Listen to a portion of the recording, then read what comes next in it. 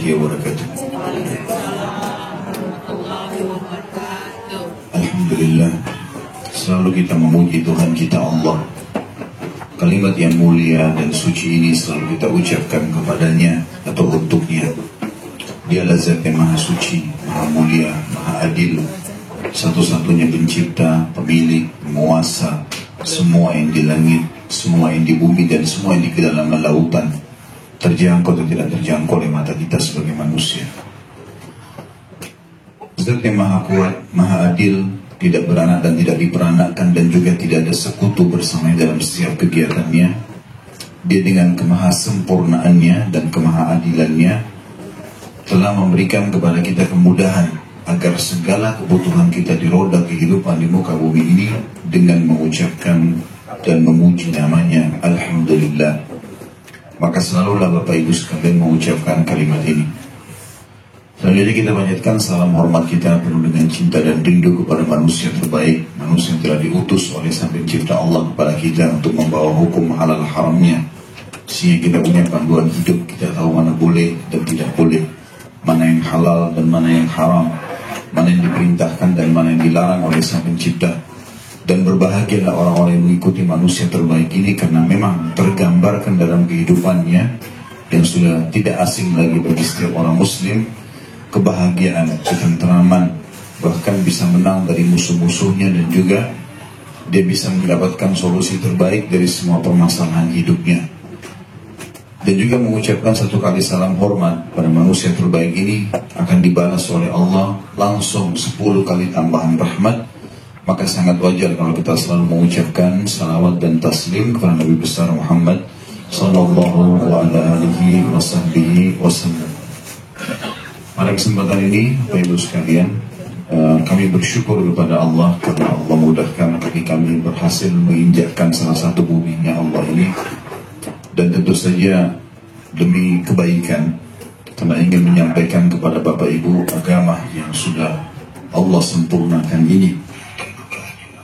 Dan kita akan memberikan judul pada malam ini, Hiduplah Mulia dengan Islam. Bapak Ibu sekalian, agama yang sedang kita anut ini, agama Islam, ini bukan agama yang baru. Agama yang diterima dan diperintahkan oleh Allah adalah Islam. Seperti Allah berfirman dalam firman-Nya dalam Al-Quran, A'udzubillahi minasyaitonirrajim, Inna ad-dina 'indallahil Islam. Agama yang diterima di sisi Allah hanya Islam. Definisi Islam sendiri itu adalah istislamun nafsu lillahi rabbil alamin, penyerahan diri secara totalitas kepada Sang Pencipta Allah. Definisi Islam dikasih kepada siapa saja yang beriman kepada Allah secara totalitas. Kalau ada secara substansial saja dari keimanan itu yang hilang, maka predikat Islamnya diangkat. Definisi kafir, lawan daripada orang beriman atau orang Islam, itu bisa diberikan kepada orang yang menolak Allah secara totalitas, seperti para ateis, nggak ada Tuhan bagi dia. Atau orang yang menolak beriman kepada Allah secara substansial. Lebih jelasnya begini, pengikut Nabi Musa alaihissalam di zaman Nabi Musa alaihissalam masih hidup dikatakan Muslim karena dia beriman kepada Allah dan beriman secara totalitas ini kepada Nabi Musa alaihissalam dan kepada nabi-nabi sebelum Musa alaihissalam. Di zaman itu dikatakan pengikut Nabi Musa alaihissalam Muslim. Predikat Islam ini berlanjut kepada setiap manusia yang melanjutkan keimanannya kepada Nabi Musa alaihissalam, disempurnakan dengan imannya kepada Nabi Isa alaihissalam. Jadi waktu Nabi Isa alaihissalam datang, siapapun dari Bani Israel yang tadinya menjadi pengikut dari Nabi Musa alaihissalam lalu beriman kepada risalah Isa, artinya tetap diyakini Musa sebagai Nabi. Tapi ada Nabi lagi yang datang setelahnya melengkapkan risalah dari langit, dan syariat yang dibawa dalam Injil menghapus syariat Taurat, sehingga Taurat tidak lagi diterapkan dalam kehidupan. dia imani itu, maka namanya Muslim. Jadi pada zaman Nabi Isa alaihissalam masih hidup, dan yang beriman pada Allah dan Nabi Isa alaihissalam dan semua Nabi sebelum Isa alaihissalam dikatakan Muslim. Yang menolak ini Nabi Isa, walaupun dia mengaku beriman kepada Allah seperti orang-orang Yahudi. Kalau Bapak Ibu tanya di sini orang-orang Nasrani, maka bagaimana hukum menurut agama kalian tentang orang Yahudi? Jawabannya mereka kafir. Kenapa kok bisa kafir? Kan Yahudi juga agama profetis, agama yang mengimani Allah dan juga mengikuti Nabi Musa. Jawaban mereka pasti sederhana, karena mereka masih menolak kenabian Isa alaihissalam. Berarti kufur itu kepada Allah bisa menolak secara totalitas atau secara substansial. Nah, substansial ini adalah seperti tadi, masih ada nabi yang ditolak. Begitu pula Bapak Ibu sekarang, predikat Islam ada pada kita karena kita mengimani risalah yang datang setelah Isa juga, Nabi Muhammad SAW. Dan kita imani semua nabi-nabi sebelumnya. Dalam konsep ayat Al-Quran disebutkan, La nufarriqu baina ahadin min rusuli. Kita tidak pernah membeda-bedakan kita tidak pernah bedakan antara nabi-nabi dan rasul. Semuanya diimani. Hanya saja yang diterapkan syariatnya, peraturannya adalah rasul yang terakhir. Itulah sebabnya kenapa predikat Muslim diberikan kepada semua orang yang mau mengucapkan syahadat, beriman kepada Allah dan beriman kepada risalah Nabi Muhammad SAW, dan juga beriman pada nabi-nabi sebelumnya. Jadi kita tahu kita punya rukun iman yang 6, iman kepada Allah, iman kepada malaikat-malaikat, kepada kitab-kitab, kepada rasul-rasul. Jadi kalau ada seseorang di antara kita mengatakan Isa bukan nabi atau Musa bukan nabi karena itu nabinya orang Nasrani atau orang Yahudi, maka dia kafir. Dia nggak boleh mengucapkan itu. Oleh karena itu, sebab Bapak Ibu mendapatkan predikat sebagai seorang Muslim karena kita beriman kepada Allah secara totalitas. Ini maksud daripada Islam. Sementara istilah Islam bukan baru, karena Islam dari dulu sudah ada. Semua agama yang diturunkan dari langit oleh Allah, dibawa oleh Nabi, dan di masa Rasul itu ada, belum diutus Rasul setelahnya, maka dikatakan dia adalah Muslim. Siapapun Bapak Ibu sekalian yang diberikan oleh Allah karunia, dia berhasil masuk Islam, baik itu lahir dalam keadaan Islam ataupun dia masuk Islam setelah dia dewasa, maka Allah berarti menginginkan kebaikan untuknya. Sebagaimana Allah berfirman dalam salah satu ayat Al-Quran, A'udzubillahi minasyaitonirrajim, afaman syaraha Allahu sadrahu lil Islam fahuwa ala nurin min rabbih. Siapapun yang telah Allah lapangkan dadanya untuk masuk Islam, dari kecil di dalam keadaan Islam, lahir ataupun setelah dewasa dapat hidayah, kemudian dia ikuti petunjuk itu, maka dia berada di atas cahaya Tuhannya. Juga dalam ayat yang lain Allah Subhanahu wa taala berfirman yang disebutkan di dalam surah Al-An'am, "Faman yuridillahu an yahdiyahu yashrah sadrahu lil Islam." Siapa yang Allah inginkan petunjuk baginya, maka Allah akan lapangkan dadanya untuk menganut Islam. Ini dulu tentang definisi Islam dan apa itu agama Islam dan kenapa kita mendapatkan predikat Islam. Perlu kita garis bawah juga Bapak Ibu sekalian, supaya lebih menambah informasi. Ada perbedaan antara Nabi sama Rasul. Allah mengutus 124.000 Nabi, di antaranya 313 Rasul.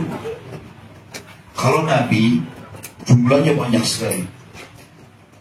Tapi Nabi ini seseorang yang Allah utus tidak membawa syariat baru, nggak ada hukum baru. Dia hanya mengingatkan kaumnya apa yang disampaikan oleh Nabi atau Rasul sebelumnya. Itu Nabi. Kalau Rasul, dari 124.000 Nabi, diantaranya 313 Rasul. Kecil sekali jumlah Rasul. 124.000 cuma dikurangi 313. Itu Rasul. Rasul adalah seseorang yang Allah utus membawa syariat baru yang menghapus syariat sebelumnya. Dia bawa hukum baru dari Allah, dihapus syariat yang sebelumnya. Saya kasih contoh. Musa alaihissalam adalah Rasul. Isa alaihissalam adalah Rasul. Waktu datang Musa membawa kitab Taurat, maka syariat yang ada sebelumnya terhapus dan diterapkanlah syariat Nabi Musa alaihissalam. Waktu datang Isa alaihissalam juga Rasul, bawa Injil. Maka dengan datangnya Isa, Taurat sudah tidak berlaku lagi hukumnya, diganti oleh Injil. Tapi tetap harus diyakini ada kitab namanya Taurat, ada Nabi namanya Musa. Cuma yang diterapkan sudah ini. Membaca sekarang yang dapat pahala adalah Injilnya. Begitu pula pada saat Al-Quran datang, Nabi Muhammad SAW seorang Rasul, maka beliau dengan diutus menghapus syariat sebelumnya. Maka yang diterapkan adalah syariat Al-Quran. Tetap meyakini ada Taurat, ada Injil yang turun pada Nabi Musa dan Nabi Isa alaihi wassalatu wassalam. Semua nabi-nabi sebelum Nabi Muhammad SAW Bapak Ibu sekalian diutus khusus untuk kaumnya saja. Dan hanya Nabi Muhammad SAW yang diutus untuk seluruh alam semesta. Jadi sebelum Nabi Muhammad SAW Bapak Ibu sekalian, semua nabi-nabi hidup sezaman. Seperti misalnya Musa alaihissalam sezaman dengan saudaranya sendiri Harun. Musa alaihissalam sezaman dengan nabi lain di lokasi lain namanya Khidir.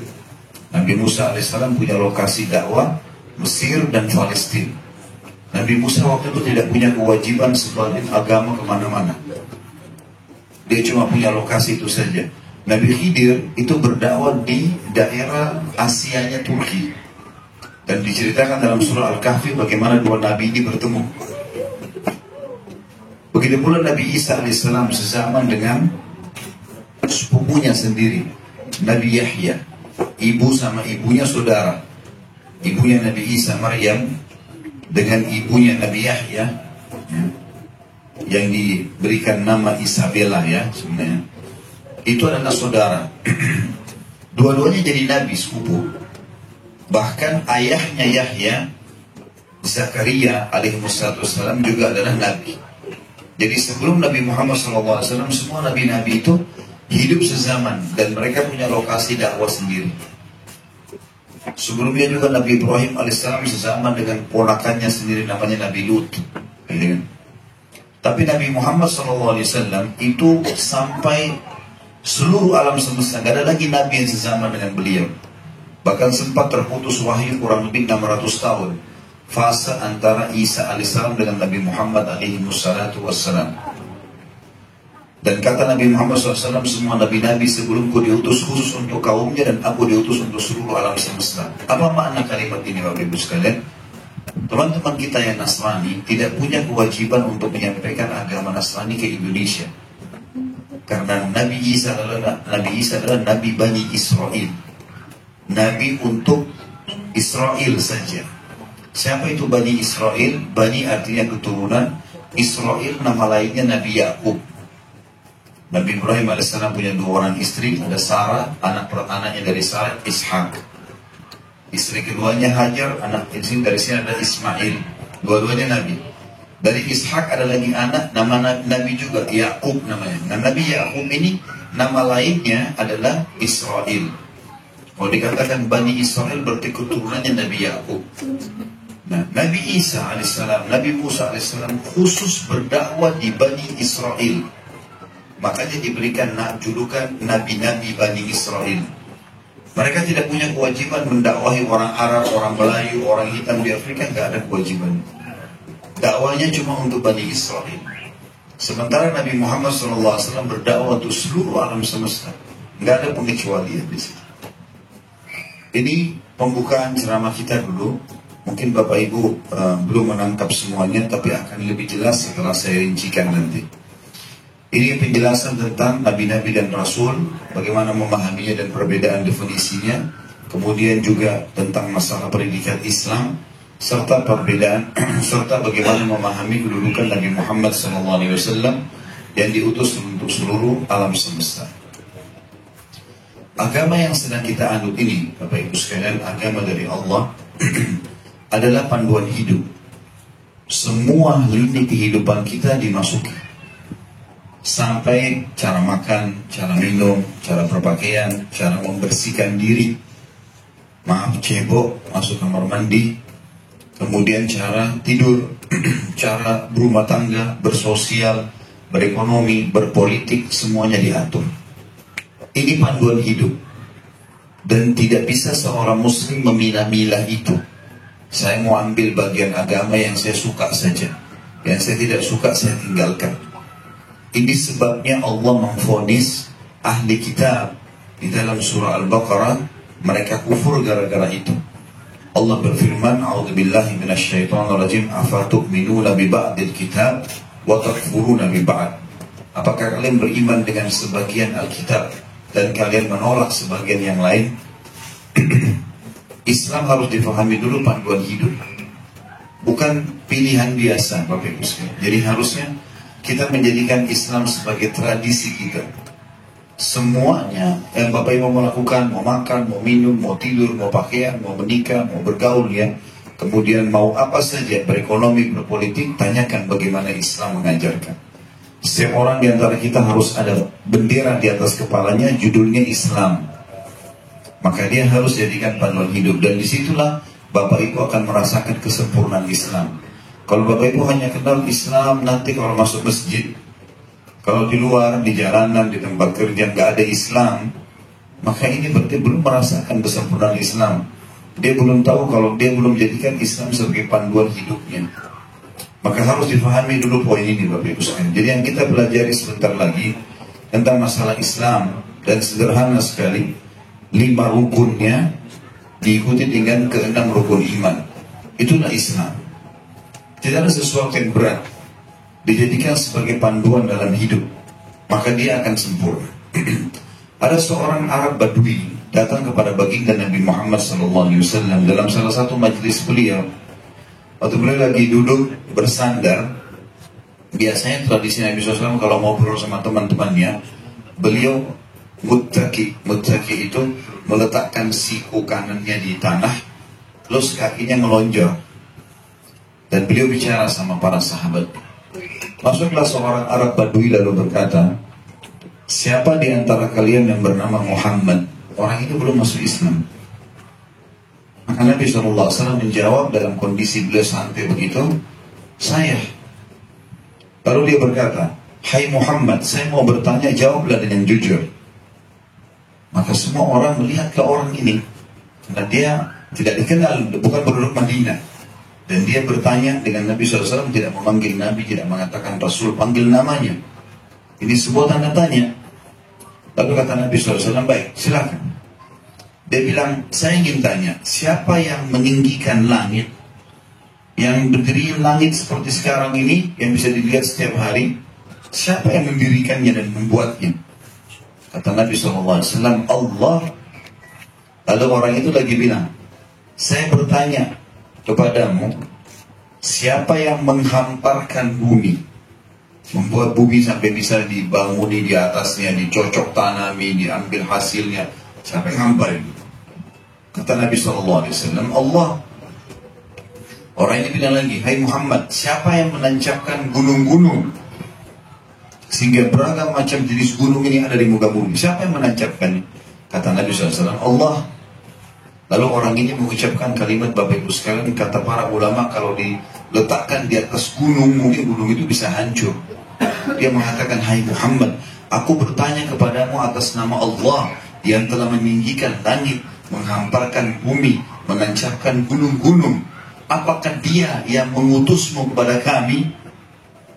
Kata Nabi SAW sambil duduk, tiba-tiba Nabi lagi berbaring tadi, duduk karena seriusnya pertanyaan ini. Maka kata Nabi SAW, "Iya," dengan penuh keyakinan. Lalu dia bilang, "Aku bertanya kepadamu atas nama Allah yang telah meninggikan langit, menghamparkan bumi, menancapkan gunung-gunung. Apakah dia yang telah memerintahkan kepadamu untuk menyampaikan kepada kami mengerjakan 5 waktu sholat dalam sehari?" Kata Nabi SAW, "Iya." "Aku bertanya kepadamu lagi, hai Muhammad, apakah Allah yang telah, atas nama Allah yang telah meninggikan langit, menghamparkan bumi, menancapkan gunung-gunung, apakah dia telah memerintahkan engkau kepada kami untuk menyampaikan, mengeluarkan dari harta kami zakat yang dikeluarkan dari orang kaya kami, diberikan kepada orang miskin kami?" Kata Nabi SAW, "Iya." Aku bertanya lagi kepada Hai Muhammad, atas nama Allah yang telah meninggikan langit, menghamparkan bumi, menancapkan gunung-gunung, apakah engkau telah diperintahkan oleh Allah untuk memerintahkan kepada kami berpuasa sebulan dalam setahun, puasa Ramadan? Kata Nabi SAW, iya. Aku bertanya kepada Hai Muhammad, atas nama Allah yang telah meninggikan langit, menghamparkan bumi, menancapkan gunung-gunung, apakah Allah memerintahkan kepadamu, menyampaikan kepada kami untuk berhaji ke Baitillah di Mekah sekali seumur hidup kami? Kata Nabi SAW, iya. Maka orang itu tiba-tiba mengatakan, asyhadu an la ilaha illallah wa anna Muhammadar Rasulullah. Saya bersaksi bahwasanya tidak ada Tuhan yang berhak disembah kecuali Allah dan kau benar-benar utusannya. Lalu orang ini berkata, ya Rasulullah. Sekarang diubah sama dia. Tadi dia manggil Muhammad, sekarang dia mengatakan wahai utusan Allah. Saya ingin bertanya kepada atas nama Allah yang telah meninggikan langit, menghamparkan bumi, menancapkan gunung-gunung, kalau saya sudah kerjakan itu 5 tadi rukun Islam, saya yakini Allah ada, saya yakini kamu adalah utusannya, lalu sholat, lalu zakat, lalu puasa Ramadan, lalu haji, apa yang aku dapatkan? Kata Nabi SAW, kau akan masuk surga. Kalau kau amalkan itu 5 rukun Islam, mati kau masuk surga. Lalu kata orang tersebut, demi Allah, aku tidak akan menambah dan menguranginya. Artinya aku akan mengamalkan itu, nggak ada lagi aku kerjaan yang lain, sunnah-sunnah pun tidak. Aku kerjaan yang wajib-wajib ini untuk mengejar surga. Lalu orang itu pergi. Kata Nabi SAW, siapa yang ingin melihat penghuni surga, ini orangnya. Dalam riwayat lain dikatakan, kata Nabi SAW, beruntung orang ini kalau dia jujur. Artinya Islam sederhana, 5 rukun Islam, amalkan itu. Islam tidak rumit Bapak Ibu sekalian. Selain daripada 5 rukun ini, hukumnya sunnah, artinya tambahan. Kalau kita kerjakan, kita seperti kalau kerja lembur, dapat bonus. Tapi kalau asas pekerjaan sudah ada. Kalau Bapak Ibu kerja dari jam 8 sampai jam 5 sore, kerjakan itu sudah dapat gaji misalnya, sudah selesai. Tapi kalau Bapak ingin lembur, ingin tambah ekstra pekerjaan, ingin mengiyakan orderan-orderan tambahan, maka akan dapat bonus. Seperti itulah. Ini Islam Bapak Ibu sekalian, sederhana sekali dan mudah. Serta agama yang sedang kita anut ini panduan hidup yang semestinya kita amalkan. Bapak Ibu sekalian, Islam yang kita anut ini disebutkan dalam sebuah hadis riwayat Imam Bukhari tentang Salman Al-Farisi radhiyallahu anhu, sahabat Nabi. Orang ini pernah menjadi menterinya Raja Kisra, Raja Persia. Cerdas sekali. Kalau di zaman sekarang profesor, maka beliau profesor di zaman itu. Dia pernah masuk agama Yahudi, hafal Taurat. Lalu dia keluar karena merasakan ada banyak penyimpangannya. Dia masuk agama Nasrani, dia hafal Injil. Lalu dia keluar sampai dia masuk ke agama Islam yang dibawa oleh Nabi Muhammad SAW dengan penuh keyakinan. Dan dia menghafal Al-Quran. Satu waktu dia pulang ke negeri Persia, Raja Persia dengar, dipanggil dia. Hai Salman, apa yang kamu buat ini? Pergi jauh-jauh, tinggalkan Persia dengan ibu kotanya yang mewah. Itu peradabannya sangat maju sekali. Persia terkenal negara adidaya. Sama dengan di zaman kita Amerika sama Rusia. Negara yang terkenal dengan sangat maju, gitu kan? Zaman itu, kenapa kau tinggal? Dan kau pergi ke Madinah, tinggal di Madinah di padang pasir. Apa yang kau diajarkan di sana? Maka Salman menyimpulkan untuk kita Islam. Dia bilang kami telah diajarkan bagaimana cara kami berhubungan dengan Tuhan kami Allah, sehingga kami tidak bergantung kepada selain Allah, sampai bagaimana cara kami membersihkan diri kami dari najis. Sampai bagaimana kami cebok membersihkan diri dari kencing, dari buang air besar, dari kotoran, itu semua diajar. Kesimpulan Islam sangat sederhana. Bapak Ibu sekalian, secara histori, agama Islam yang kita anut ini memang agama yang dibenarkan oleh Allah. Dan secara sejarah manusia, kita ini pada saat menerapkan Islam dalam kehidupan kita sehari-hari, betul-betul kita akan mendapatkan kejayaan dan akan berkuasa.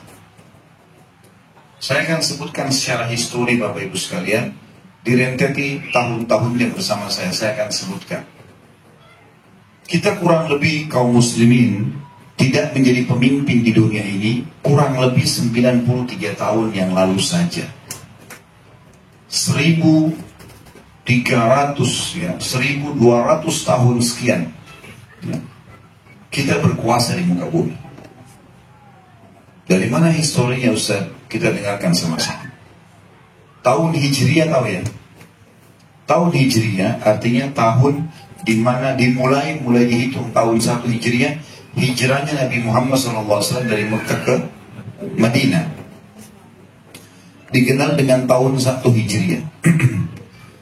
Dari tahun 1 Hijriah, Bapak Ibu sekalian, sampai tahun 10 Hijriah, tepatnya awal tahun 11 Hijriah, Nabi kita Muhammad SAW membangun peradaban yang luar biasa.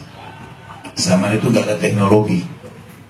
Beliau hijrah dari Mekah ke Madinah. Madinah itu Bapak Ibu sekalian kampung kecil. Penghasilannya pun kurma saja. Gak ada yang lain. Penduduknya masih sangat sedikit. Waktu itu ada 2 negara adik kuasa. Ada Romawi di sisi utaranya Jazirah Arab dan baratnya, dan ada Persia di sisi timurnya Jazirah Arab. Dua-dua bumi ini dibelah 2, dikuasai oleh Romawi dan Persia. Dan Allah sebutkan itu dalam surah namanya surah Ar-Rum tentang 2 negara adik kuasa ini. Bapak Ibu sekalian, waktu itu Nabi Muhammad SAW hijrah. Beliau tahu ada negara-negara adik kuasa dan beliau ingin mendirikan sebuah peradaban dan sebuah negara. Tapi Nabi Muhammad SAW waktu itu sama sekali tidak pergi ke Persia, tidak pergi ke Romawi, minta untuk belajar sistem ekonomi, sistem politik, ya, atau mungkin peradaban, atau mungkin kemiliteran. Tidak ada sama sekali. Nabi Muhammad SAW hijrah ke Madinah, lalu menerapkan hukum Allah yang sudah turun pada beliau. Sama sekali, mulai dari nol. Ekonomi mulai dari nol, politik dari nol, peradaban dari nol, nol semuanya.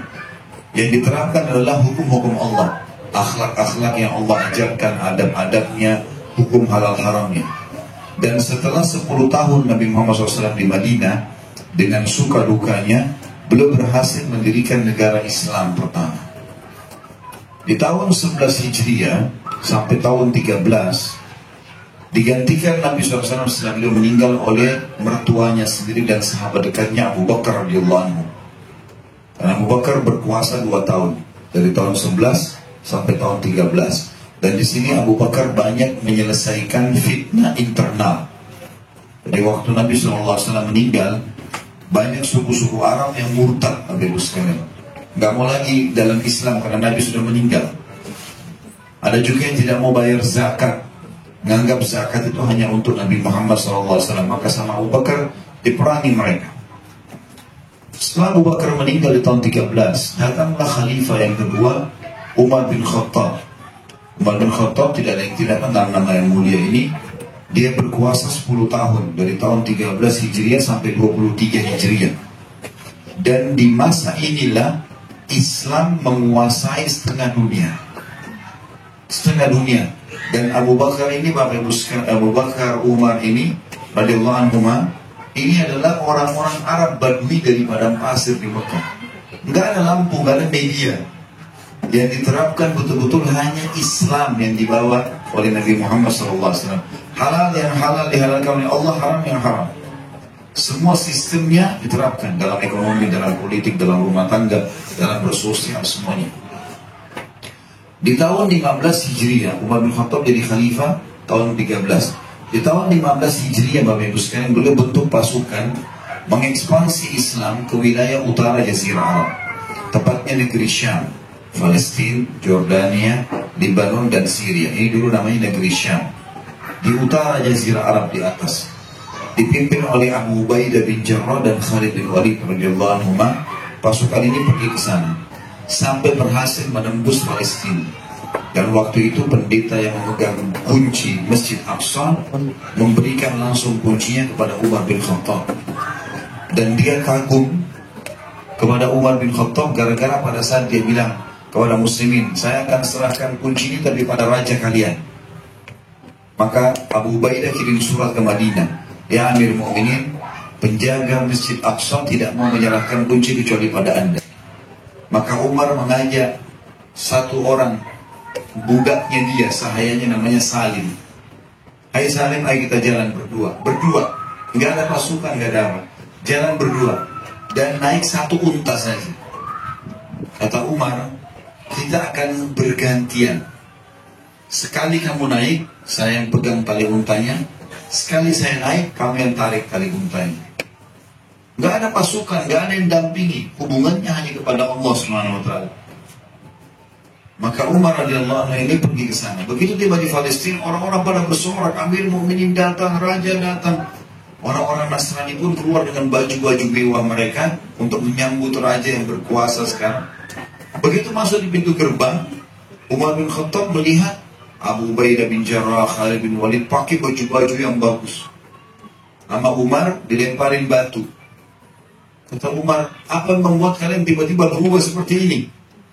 Kata mereka, ya Amir Mu'minin, kalau kami tidak pakai baju begini, kami dianggap remeh oleh musuh-musuh kami. Kata Umar, kembali ke baju-baju kalian yang awal. Pemerintahan dan kekuasaan bukan untuk bermewah-mewah nih.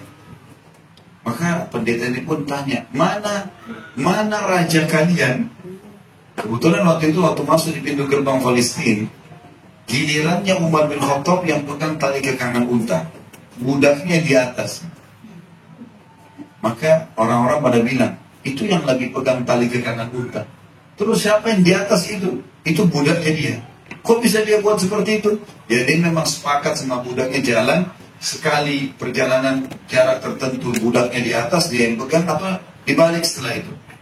Maka kata dia, kata pendeta ini dalam riwayat yang sahih menjelaskan kepada kita dalam histori Islam, saya sungguh sangat yakin orang inilah memang yang disebutkan dalam Injil akan menerima kunci Masjid Aqsa. Maka dia pun memberikan kepada Umar radhiyallahu anhu. Jadi utara Jazirah Arab sudah diekspansi. Berhasil 4 negara itu sekarang masuk Islam. Kemudian wilayah Asia Turki juga tembus. Di tahun 16 Hijriah, dan itu ada peperangan namanya Perang Yarmuk ya. Bapak Ibu, kalau suatu waktu Allah takdirkan bisa melewati wilayah Jordania, di situ ada lembah tempat peperangan Yarmuk yang terkenal tahun 15 Hijriah. Yang Umar bin Khattab pasukannya berhasil menembus negeri Syam. Dan sekarang itu ada kampus namanya Universitas Yarmuk. Di tahun 16-nya Umar bin Khattab mengutus pasukan lain dari Madinah dan diiklankan siapa yang mau ikut silahkan. Berkumpullah muslimin 30.000 orang waktu itu. Yang pertama ke negeri Syam sekitar 12.000 orang saja. Ini sekarang 30.000 orang dipimpin oleh Sa'ad bin Abi Waqqas. Disuruh oleh Umar ekspansi Islam ke wilayah timurnya Jazirah Arab. Negeri Persia, Irak, Iran, Afghanistan, Rusia. Bertemulah pasukan muslimin di tahun 16 Hijriah di perang namanya Qadisiyah.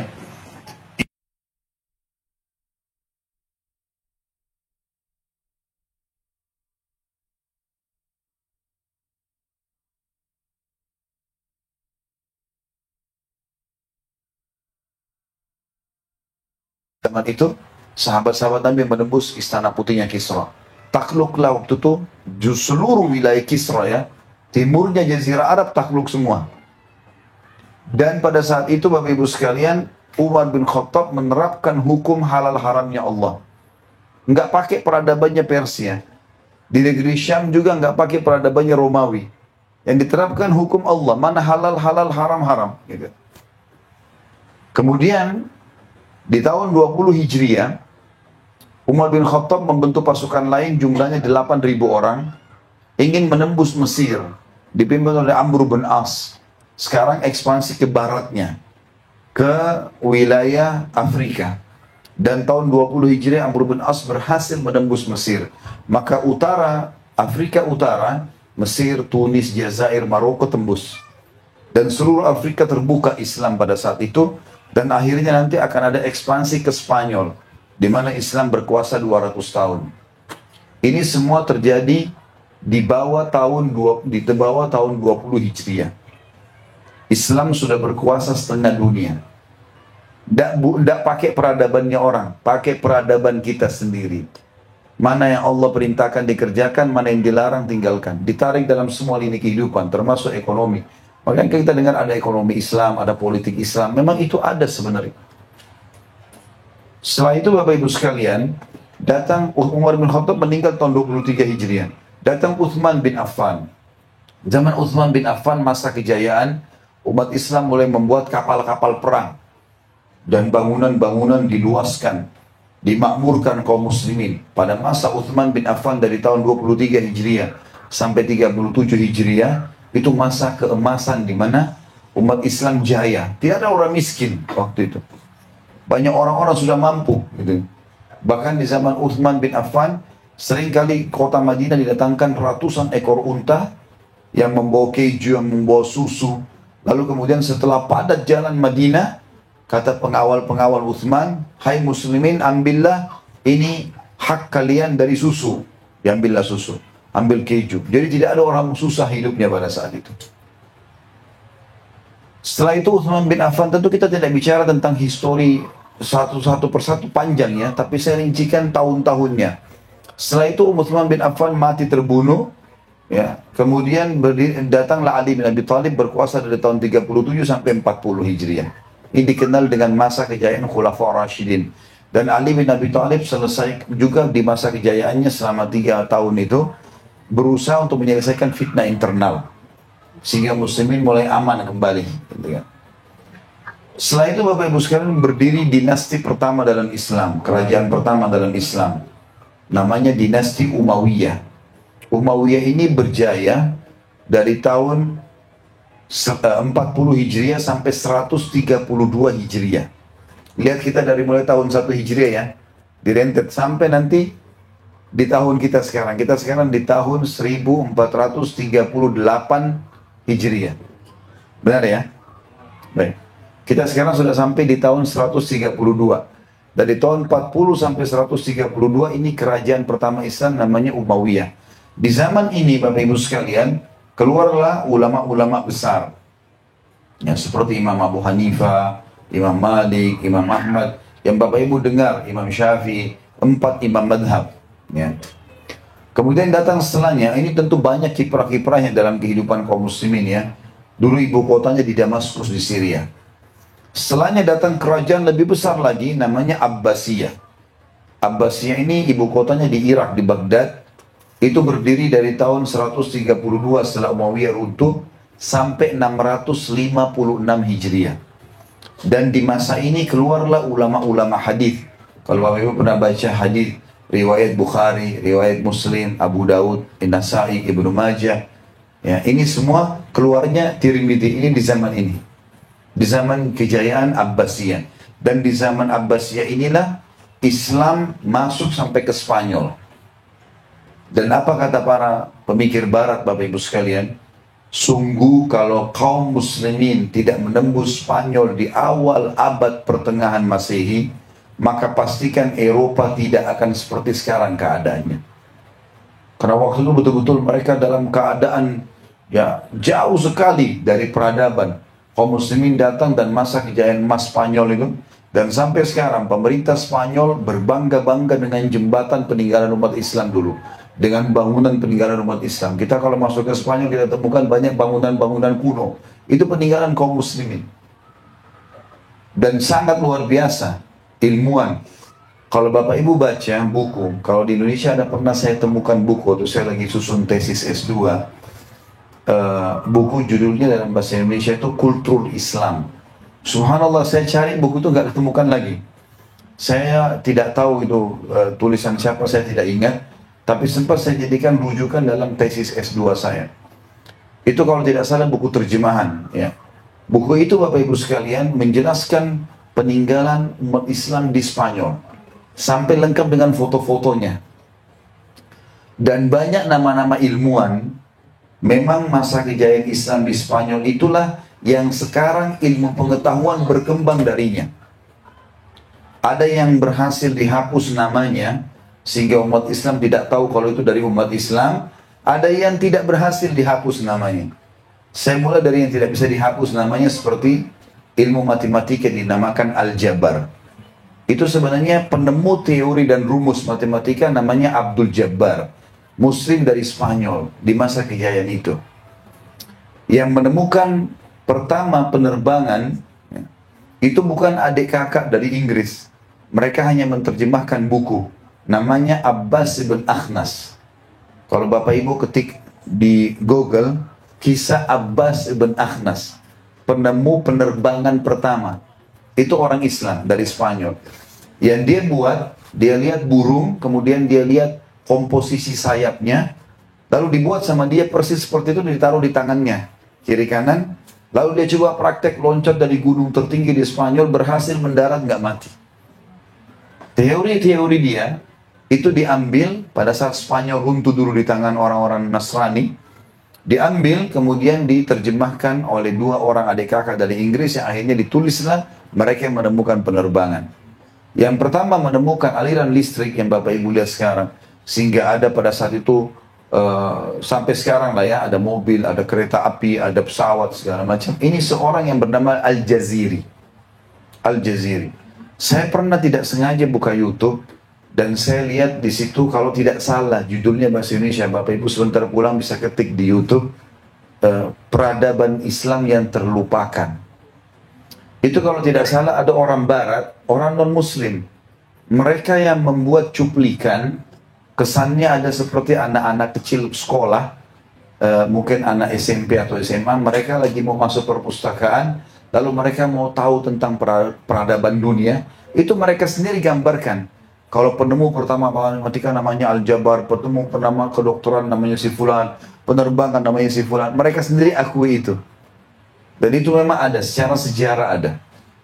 Jadi kita bukan orang yang cuma ikut nebeng dengan teknologi ini ada sekarang. Kita penemuhnya, umat Islam penemunya. Karena memang Allah membebaskan di dalam agamanya ini untuk umat Islam berpikir. Allah bilang, lihatlah ke langit, berpikirlah, ambil ilmu dari situ. Ke daratan, dan Islam tidak pernah membatasi ilmu pengetahuan. Selama itu bukan hal yang haram. Disuruh kembangkan. Al-Jaziri telah menemukan teori itu dan terbukti Bapak Ibu sekalian.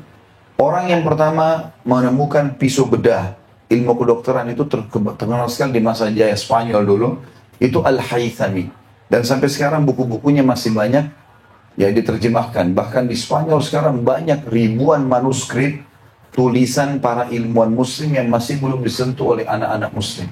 Disimpan oleh pemerintah Spanyol, ditaruh di museum saja. Itu sayang sekali kalau mereka tidak mengurus itu, peninggalan sejarah yang luar biasa. Baik, pada saat 656 Hijriah, akhir daripada kerajaan Abbasiyah ini Bapak Ibu sekalian, datang kerajaan Mongolia, orang-orang dari Mongolia yang terkenal dengan Genghis Khan-nya, yang pimpinannya Hulagu dan seterusnya, menyerang. Pada saat itu mereka berkoalisi dengan kekuatan salib dunia. Mereka menyerang Baghdad, ibu kota Irak, takluklah waktu itu, jatuh, dan mereka membantai kurang lebih 800.000 muslim. Bahkan waktu itu Baghdad, lautnya berubah menjadi warna merah dan biru karena darah manusia dan juga tinta-tinta tulisan para ulama dibakar, dibuang semuanya. Pada saat itu, subhanallah, dengan hikmah Allah, berdiri kerajaan lain, tapi di sisi lain muka bumi ini, namanya Utsmaniyah di Turki. Itu berdiri kurang lebih 3 tahun setelah runtuhnya, atau 7 tahun setelah runtuhnya Abbasiyah.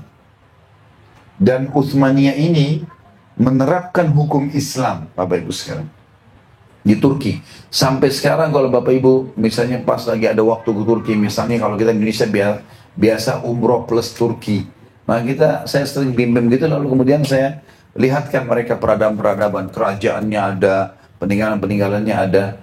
Dan Turki itu Bapak Ibu sekalian menerapkan Islam dari tahun 600 ya, kurang lebih ya, 657 atau 59 Hijriah sampai 1924 Masehi.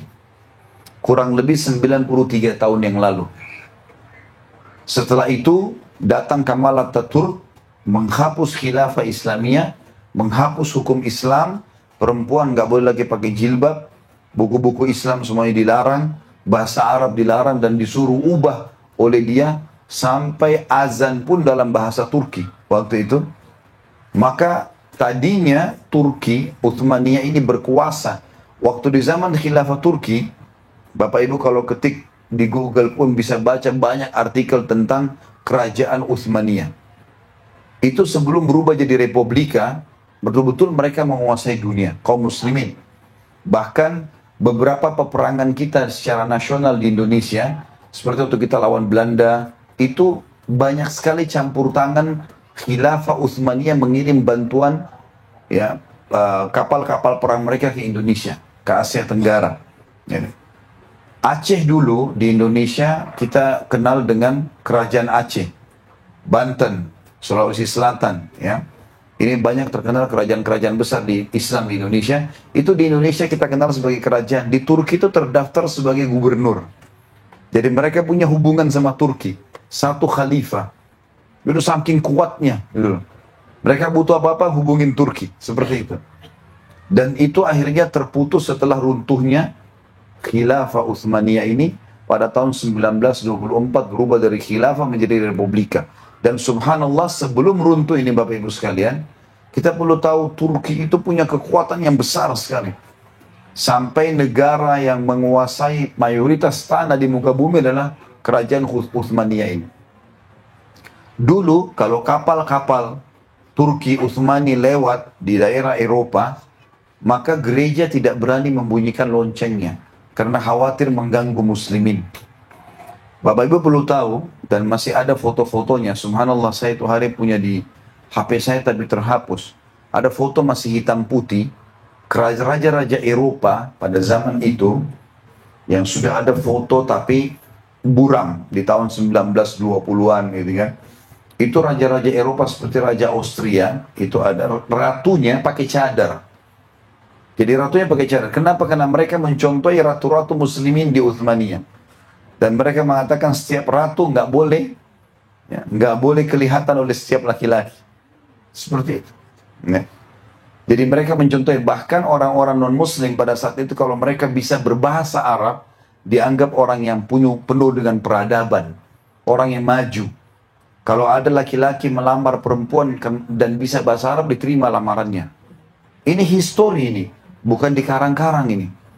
Jadi betul-betul kita dulu berjaya luar biasa. Dan pada saat kita terapkan agama ini, kalau Bapak Ibu tanya kenapa umat Islam sekarang seperti jumlahnya banyak tapi lemah, karena kita tinggalkan agama kita. Kita terus mengekor bukan pada agama kita yang sudah jelas-jelas Allah turunkan.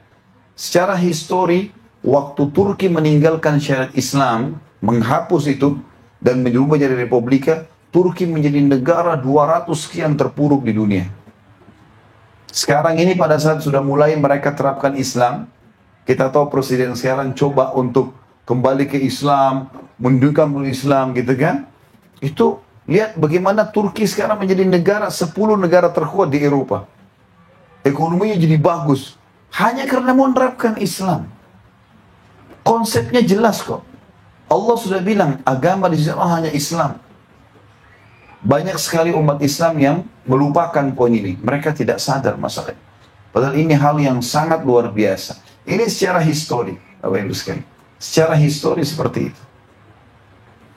Hukum-hukum Islam, kita sekarang pindah di sisi lain. Hukum-hukum Allah ini, hukum yang mulia Bapak Ibu sekalian. Hukum yang mulia. Saya coba mengangkat beberapa hukum, langsung saja ke poinnya. Yang banyak dianggap oleh orang-orang non-muslim dan banyak umat Islam terpengaruh, itu keras. Seperti misalnya, isu yang dilemparkan oleh para orientalis. Orientalis ini Bapak Ibu sekalian istilah dalam bahasa Arab mustasyrikin. Jadi sekarang tidak jauh dari tempat Bapak Ibu di Kanada sini, ada seberang sana ada kampus McGill. Itu memang kampus yang dikhususkan. Di situ banyak teman-teman saya kebetulan kiai di Indonesia yang tadinya sekolah di sana. Jadi di sana banyak orang hafal Quran di kampus itu, hafal ribuan hadis tapi bukan muslim. Guru-gurunya non muslim. Mereka belajar Islam bukan untuk masuk Islam, untuk mencari kekurangan Islam. Mana ini kekurangannya Islam? Gitu. Jadi teman-teman yang belajar di sana itu pulang, akhirnya nanti sudah tidak lagi menganggap Islam itu sebagai sebuah pedoman. Tapi untuk maju harus mengikuti orang non-Muslim, bukan kita punya hukum sendiri. Itu berhasil. Itu berhasil ditanamkan, dan semua wilayah Islam banyak diberikan beasiswa untuk supaya mereka belajar di tempat-tempat seperti ini. Pulangnya nanti mereka mulai menyebarkan pemahaman-pemahaman yang tidak lagi membuat kepercayaan tentang benarnya agama Islam itu. Tapi semuanya sama, agama semua sama, sama-sama tujuannya. Ini bukan itu konsepnya. Ya. Dan perlu kita garis bawahi Bapak Ibu sekalian, kalau kita sedang mengklaim seseorang itu kafir dalam Islam ya, yang sedang kita klaim dan sedang kita perbaikin, yang sedang kita sorotin keyakinannya ya, bukan orangnya. Islam tidak pernah menyuruh kita menyakiti fisik orang, tidak pernah. Islam menyuruh kita memperbaiki kesalahpahaman dia. Seperti orang-orang Nasrani, dia mengatakan Allah punya anak, sementara Allah bilang lam yalid walam yulad. Yang sedang kita sorotin pemahaman yang salah, bukan fisiknya. Islam tidak pernah suruh benci fisik. Dan Bapak Ibu harus belajar untuk itu. Kita tidak boleh membenci fisik. Saya kasih contoh begini, supaya mudah difahami. Saya kasih contoh makanan misalnya. Kalau Bapak Ibu makan jeruk, kemudian Bapak Ibu dapatkan jeruk itu asam. Kalau orang yang membenci fisik, dia tidak akan makan jeruk selamanya. Asam nih, semua jeruk dipukul rata. Ini keliru. Yang sedang asam sifatnya, rasa itu. Belum tentu semua jeruk sama. Maka orang kalau paham, oh ternyata asamnya yang saya tidak suka. Belum tentu jeruk lain asam, bisa saja manis. Orang pernah makan ikan, amis. Dia kira semua ikan amis. Dia alergi, nggak mau makan ikan. Ini keliru. Gitu kan? Dia pernah punya masalah dengan satu misalnya, siapa? Orang Amerika. Dia anggap semua Amerika orang buruk. Enggak, salah ini. Enggak boleh kita begitu. Harus sportif. Yang salah dianya, satu orang. ABRI satu buat salah, satu orang itu salah. Bukan semua ABRI-nya.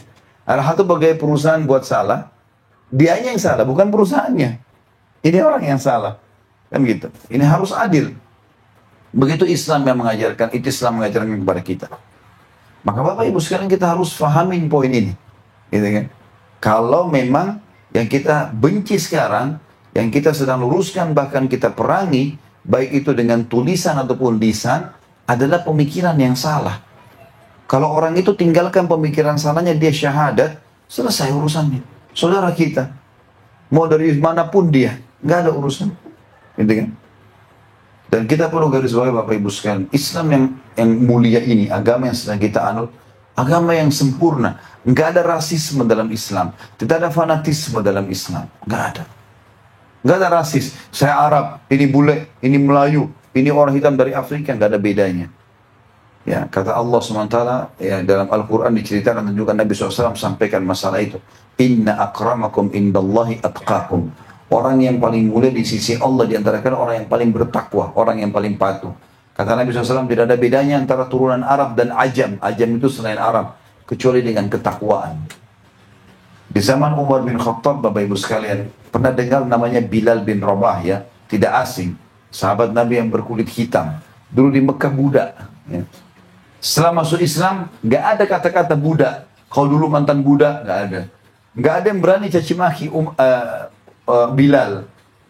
Bahkan Nabi SAW jadikan sebagai sahabat yang dekat. Nabi nikahkan Bilal dengan satu orang turunan Quraisy, wanita mulia. Pernah di zaman Nabi Muhammad SAW, teman-teman, ada orang Ansar ngambil air, ya, ngambil air di sungai, pasukan baru pulang perang nih sama Nabi SAW. Rupanya ada juga orang muhajir. Muhajir ini orang yang berhijrah dari Mekah. Entah kenapa mereka cekcok, saling siram-siraman air. Orang Mekah ini angkat pedangnya sambil mengatakan, wahai muhajirin, tolong saya.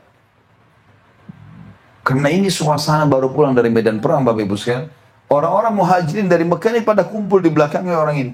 Mau bantu, mau perang-perangan lawan saudaranya muslim nih. Orang Ansar ini juga cabut pedangnya lalu berkata, Wahai Ansar, orang asli Madinah. Wahai Ansar, tolong saya. Berkumpul juga beberapa orang Ansar. Sahabat-sahabat lain bingung. Ini ada apa nih? Mau perang ini. Kita Bapak Ibu sekalian kalau jalan 3 orang di sini, 3 orang jalan sana, 1 lempar batu, berantem nggak?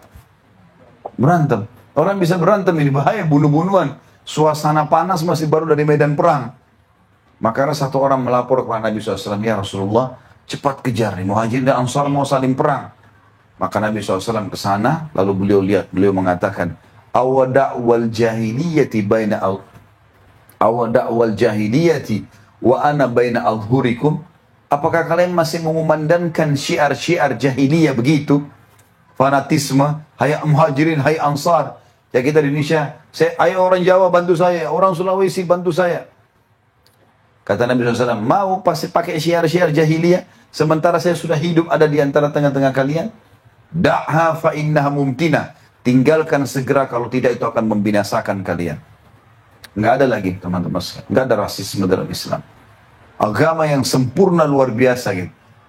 Walaupun dia kulit hitam, walaupun dia budak, walaupun dia cacat, kalau dia mulia, dia ibadah kepada Allah, dia lebih mulia di sisi Allah. Jadi agama yang membawa betul-betul kesetaraan, keadilan di situ. Ya. Secara histori kita berkuasa, secara peraturan juga tidak ada rasisme, tidak ada fanatisme, ya. Dan sekarang kita tidak pernah dipaksa dalam Islam untuk menawarkan Islam ke orang. Kata Allah SWT dalam Al-Quran, konsepnya la ikraha fid din. Nggak boleh ada paksaan dalam agama. Tawarkan Islam, ini Islam, produk kita. Mau silakan, tidak mau nggak ada paksaan. Kita nggak boleh datang gebukin orang, ya seperti yang dilakukan oleh ISIS dan grup-grupnya ini semua. Sama sekali nggak benar ini. Bawa-bawa nama Islam, ngawur, bunuh orang, bom sana sini. Dari mana ceritanya ini? Orang bom orang lain lalu dikatakan mati syahid. Nggak mungkin. Ini salah sekali. Kayak di Jakarta, ribut bom Marriott. Oh hebat nih. Hebat dari mana nih? Dia dikatakan mati syahid. Bagaimana caranya? Bom di wilayah Islam yang aman. Dan orang yang sedang dibom, orang kafir, di bawah naungan pemerintah Islam. Nggak boleh. Kata Nabi SAW, man adha dhimmiyan kuntulahu khasiman yawmal qiyamah. Siapa yang menyakiti zimmi itu orang kafir di bawah naungan pemerintah Islam. Dapat visa, ya, mereka punya izin tinggal, ada KTP-nya. Di bawah naungan pemerintah Islam, dia akan jadi musuhku pada hari kiamat, kata Nabi SAW. Nggak boleh. Dalam hadis lain, hadis Bukhari, man qatala mu'ahadan lam yarih raihatal jannah. Wa inna rihaha la tujadu min masirati arba'ina kharifa. Siapa yang coba-coba bunuh orang kafir di bawah naungan pemerintah Islam, mengganggu-ganggu mereka, maka dia tidak akan mencium bau surga. Dan bau surga dapat tercium dari jarak 40 tahun. Gak ada sama sekali dalam Islam itu. Saya pernah duduk di sebelah saya tadi sore sempat ceritakan itu ya. Ada orang Nasrani Katolik di pesawat di sebelah saya. Kemudian saya tanya, Bapak siapa namanya, agamanya apa? Diceritakan sama dia Katolik. Saya bilang saya Muslim. Waktu itu kejadian masih baru-baru terjadi 11 September. Kejadian di Amerika ini yang ditabrakin pesawat dan seterusnya. Lalu Islamlah yang tertuduh dan seterusnya segala macam. Ya. Intinya waktu itu masih baru-baru kejadian. Jadi umumnya waktu itu cirinya yang ada di pembicara sekarang, Bapak Ibu sekarang. Ya. Orangnya berjenggot lah segala macam. Padahal sebenarnya tidak ada hubungannya sama sekali. Ya. Sekarang banyak terbukti di dunia ini seperti di Burma, umat Islam yang dibakar di hari-hari sekarang ini, itu tidak berjenggot itu orangnya. Bukan itu teroris itu, yang sebenarnya. Islam tidak pernah ngajarin itu. Waktu saya bicara sama dia, saya tanya, Pak, bagaimana pendapatnya tentang Islam? 20 menit Bapak Ibu sekalian semua buruk. Islam itu penjahat, Islam itu teroris, Islam itu garis keras. Terusak namanya gara-gara perbuatan-perbuatan bodoh seperti ini. Maka saya dengarin 20 menit dia ceritakan buruk. Setelah itu saya bilang, Bapak sudah selesai? Dia bilang iya. Itu kan pendapat Bapak tentang agama saya. Bisa nggak saya jelasin tentang agama saya? Oh silakan Pak. Lalu mulai saya ceritakan kepada dia. Saya bilang, Pak, dalam Islam ada jihad? Ada. Jihad itu sebuah ibadah. Itu perang suci. Seperti di Katolik juga ada kan Pak? Iya ada. Baik, kalau kami diserang, masa kami diam? Kan nggak mungkin. Itu pembelaan diri. Namanya jihad dalam Islam. Cuma sekarang disalahgunakan oleh orang-orang. Bom sana sini dianggap itu adalah jihad. Enggak, itu enggak benar. Kami pun tidak menerima itu. Tidak ada satupun ulama yang mendukung itu. Semuanya mengatakan itu perbuatan salah. Sekarang ISIS ini, semua umat Islam, ulama Islam soroti mereka. Ini ngawur ini, bakar-bakar orang, bunuh orang, segala macam. Ini nggak ada hubungannya. Gitu kan? Tapi jelas saya jelaskan ke dia, jihad itu adalah ibadah suci. Dalam Islam, membela diri. Seperti kasus Palestina, orang diserang, orang menjajah. Kita dulu Indonesia dijajah oleh Belanda, dijajah oleh Jepang, kita melawan. Itu wajar. Membela masjid kita, membela diri kita, membela keluarga kita. Kalau enggak istrinya, anaknya bisa diperkosa, bisa dipukul, bisa segala macam. Diambil haknya kan gitu. Maka itu ada. Dan dalam Islam kami kalau jihad Pak, ada wasiat Nabi kami. Saya jelasin gitu. Tidak boleh bunuh perempuan, tidak boleh bunuh orang tua, tidak boleh bunuh anak-anak, tidak boleh bunuh orang menyerah, tidak boleh rusak fasilitas umum, tidak boleh membakar, tidak ada mutilasi, nggak boleh bunuh hewan-hewan. Jadi orang kalau sudah menyerah taruh senjatanya nggak boleh lagi diganggu. Udah selesai. Bahkan kata Nabi SAW, kalau kalian harus membunuh pun bunuh dengan cara yang baik. Tusuk mati selesai. Nggak ada mutilasi. Cungkil matanya, potong telinganya nggak ada. Sama sekali nggak ada dalam Islam itu. Jadi sebenarnya ini menggambarkan negatif tentang Islam. Padahal tidak ada dalam Islam itu. Bapak Ibu tahu dalam alam militer semua kalau dikatakan penelitian, semua peperangan jihad dari zaman Nabi SAW sampai kapanpun jihad itu dikumandangkan kalau benar, membela kebenaran seperti yang agama ajarkan, maka paling sedikit korbannya. Paling sedikit korbannya. Dihitung jari. Karena mereka tidak akan merusak, tidak akan mengganggu, tidak akan segala-galanya. Jadi ini kata Nabi SAW jelas. Orang mukmin seperti lebah. Dia kalau hinggap di sebuah tempat, dia tidak akan merusaknya. Dan kalau dia memberi yang terbaik, madu. Tapi kalau dia diganggu, sengatannya mematikan. Emang begitu orang beriman. Kita tidak akan mengganggu orang. Kita datang ke lokasi manapun, kita akan baik. Karena kita disuruh baik. Orang tua pun kafir, kita harus berbakti. Orang keluarga kafir pun kita harus silaturahim. Orang tetangga kita mau bisnis sama kita, orang kafir, kita boleh berbisnis. Nabi SAW dulu banyak kenalannya pendeta Yahudi. Beliau bermuamalah. Beliau bahkan mendatangi rumah mereka, pernah diundang makan, beliau datang. Gitu kan. Tapi tentu makanannya tidak haram. Dan seterusnya. Jadi agama ada jelas kok. Gitu kan. Jadi citra Islam banyak rusak justru karena masalah ini. Saya akan kasih contoh lain masalah hukum-hukum Bapak Ibu sekalian. Sebagian orientalis mengatakan Islam itu keras. Di antaranya kenapa pencuri harus dipotong tangannya. Orang kalau membunuh dipenggal lehernya. Seram sekali ini, gitu kan. Maka kita jelaskan Bapak Ibu sekalian, dan semoga setelah saya jelaskan nanti, Bapak Ibu jadi faham, kenapa dalam Al-Quran ada hukum pencuri dipotong tangannya. Allah berfirman, pencuri laki-laki, pencuri perempuan, potonglah tangannya, gitu kan. Baik, mungkin orang bilang, ini keras sekali. Kita harus faham Bapak Ibu sekalian. Orang yang mengatakan bahwasanya pencuri dipotong tangannya itu keras, itu orang-orang yang belum mengalami. Bayangkan Bapak Ibu sekalian, ini mudah-mudahan tidak terjadi. Kita pulang ke rumah, kita temukan rumah kita sudah digeledah oleh orang. Pencuri lagi ngangkatin emas-emasnya, ibu-ibu barangnya segala macam. Pas kita masuk, kita lihat pencurinya. Di tangan kita ada pisau di dekat kita. Apa yang kita lakukan? Potong tangannya? Nah, kita mungkin akan tusuk orangnya, gitu kan? Jadi orang yang mengatakan bahwasanya pencuri dipotong tangannya keras itu, orang yang belum mengalami pencurian. Kalau dia alami pencurian tidak akan seperti itu. Saya kasih gambaran. Kebetulan saya tinggal sekitar 7 tahun di Madinah. Dari SMA sampai S1. Di Saudi, tentu semua negara ada saja kelebihan dan kekurangan. Saya bicara sekarang masalah lingkup penerapan syariat itu. Malam Jumat Bapak Ibu sekalian diiklankan. Kalau ada kisos ya, ada orang yang akan dipotong tangannya atau akan dipenggal gitu kan karena membunuh. Malam Jumat diiklanin di TV-TV, di koran, di radio. Kalau Fulan bin Fulan dari negara ini telah mencuri, diceritakan kronologisnya, masuk ke toko emas, masuk ke rumahnya si Fulan, alamatnya di sini, ya, dan seterusnya. Kemudian secara kronologisnya sudah diceritakan, lalu dikatakan dia kena firman Allah akan dipotong tangannya. Besok di Masjid Nabawi, ya saya pernah lihat di dekat Masjid Nabawi kebetulan di Madinah. Habis sholat Jumat, begitu habis salam, orang-orang semua pada pergi ke, ada dulu namanya Maktabah Malik Abdul Aziz, perpustakaan Raja Abdul Aziz. Masih ada perpustakaan itu, bangunnya sekarang masih ada, tapi sudah tidak berfungsi lagi. Di sebelahnya ada lapangan luas, itu tempat kisos dulunya. Nanti di situ Bapak Ibu sekalian ada polisi membuat pagar betis. Kita semua datang ke belakangnya.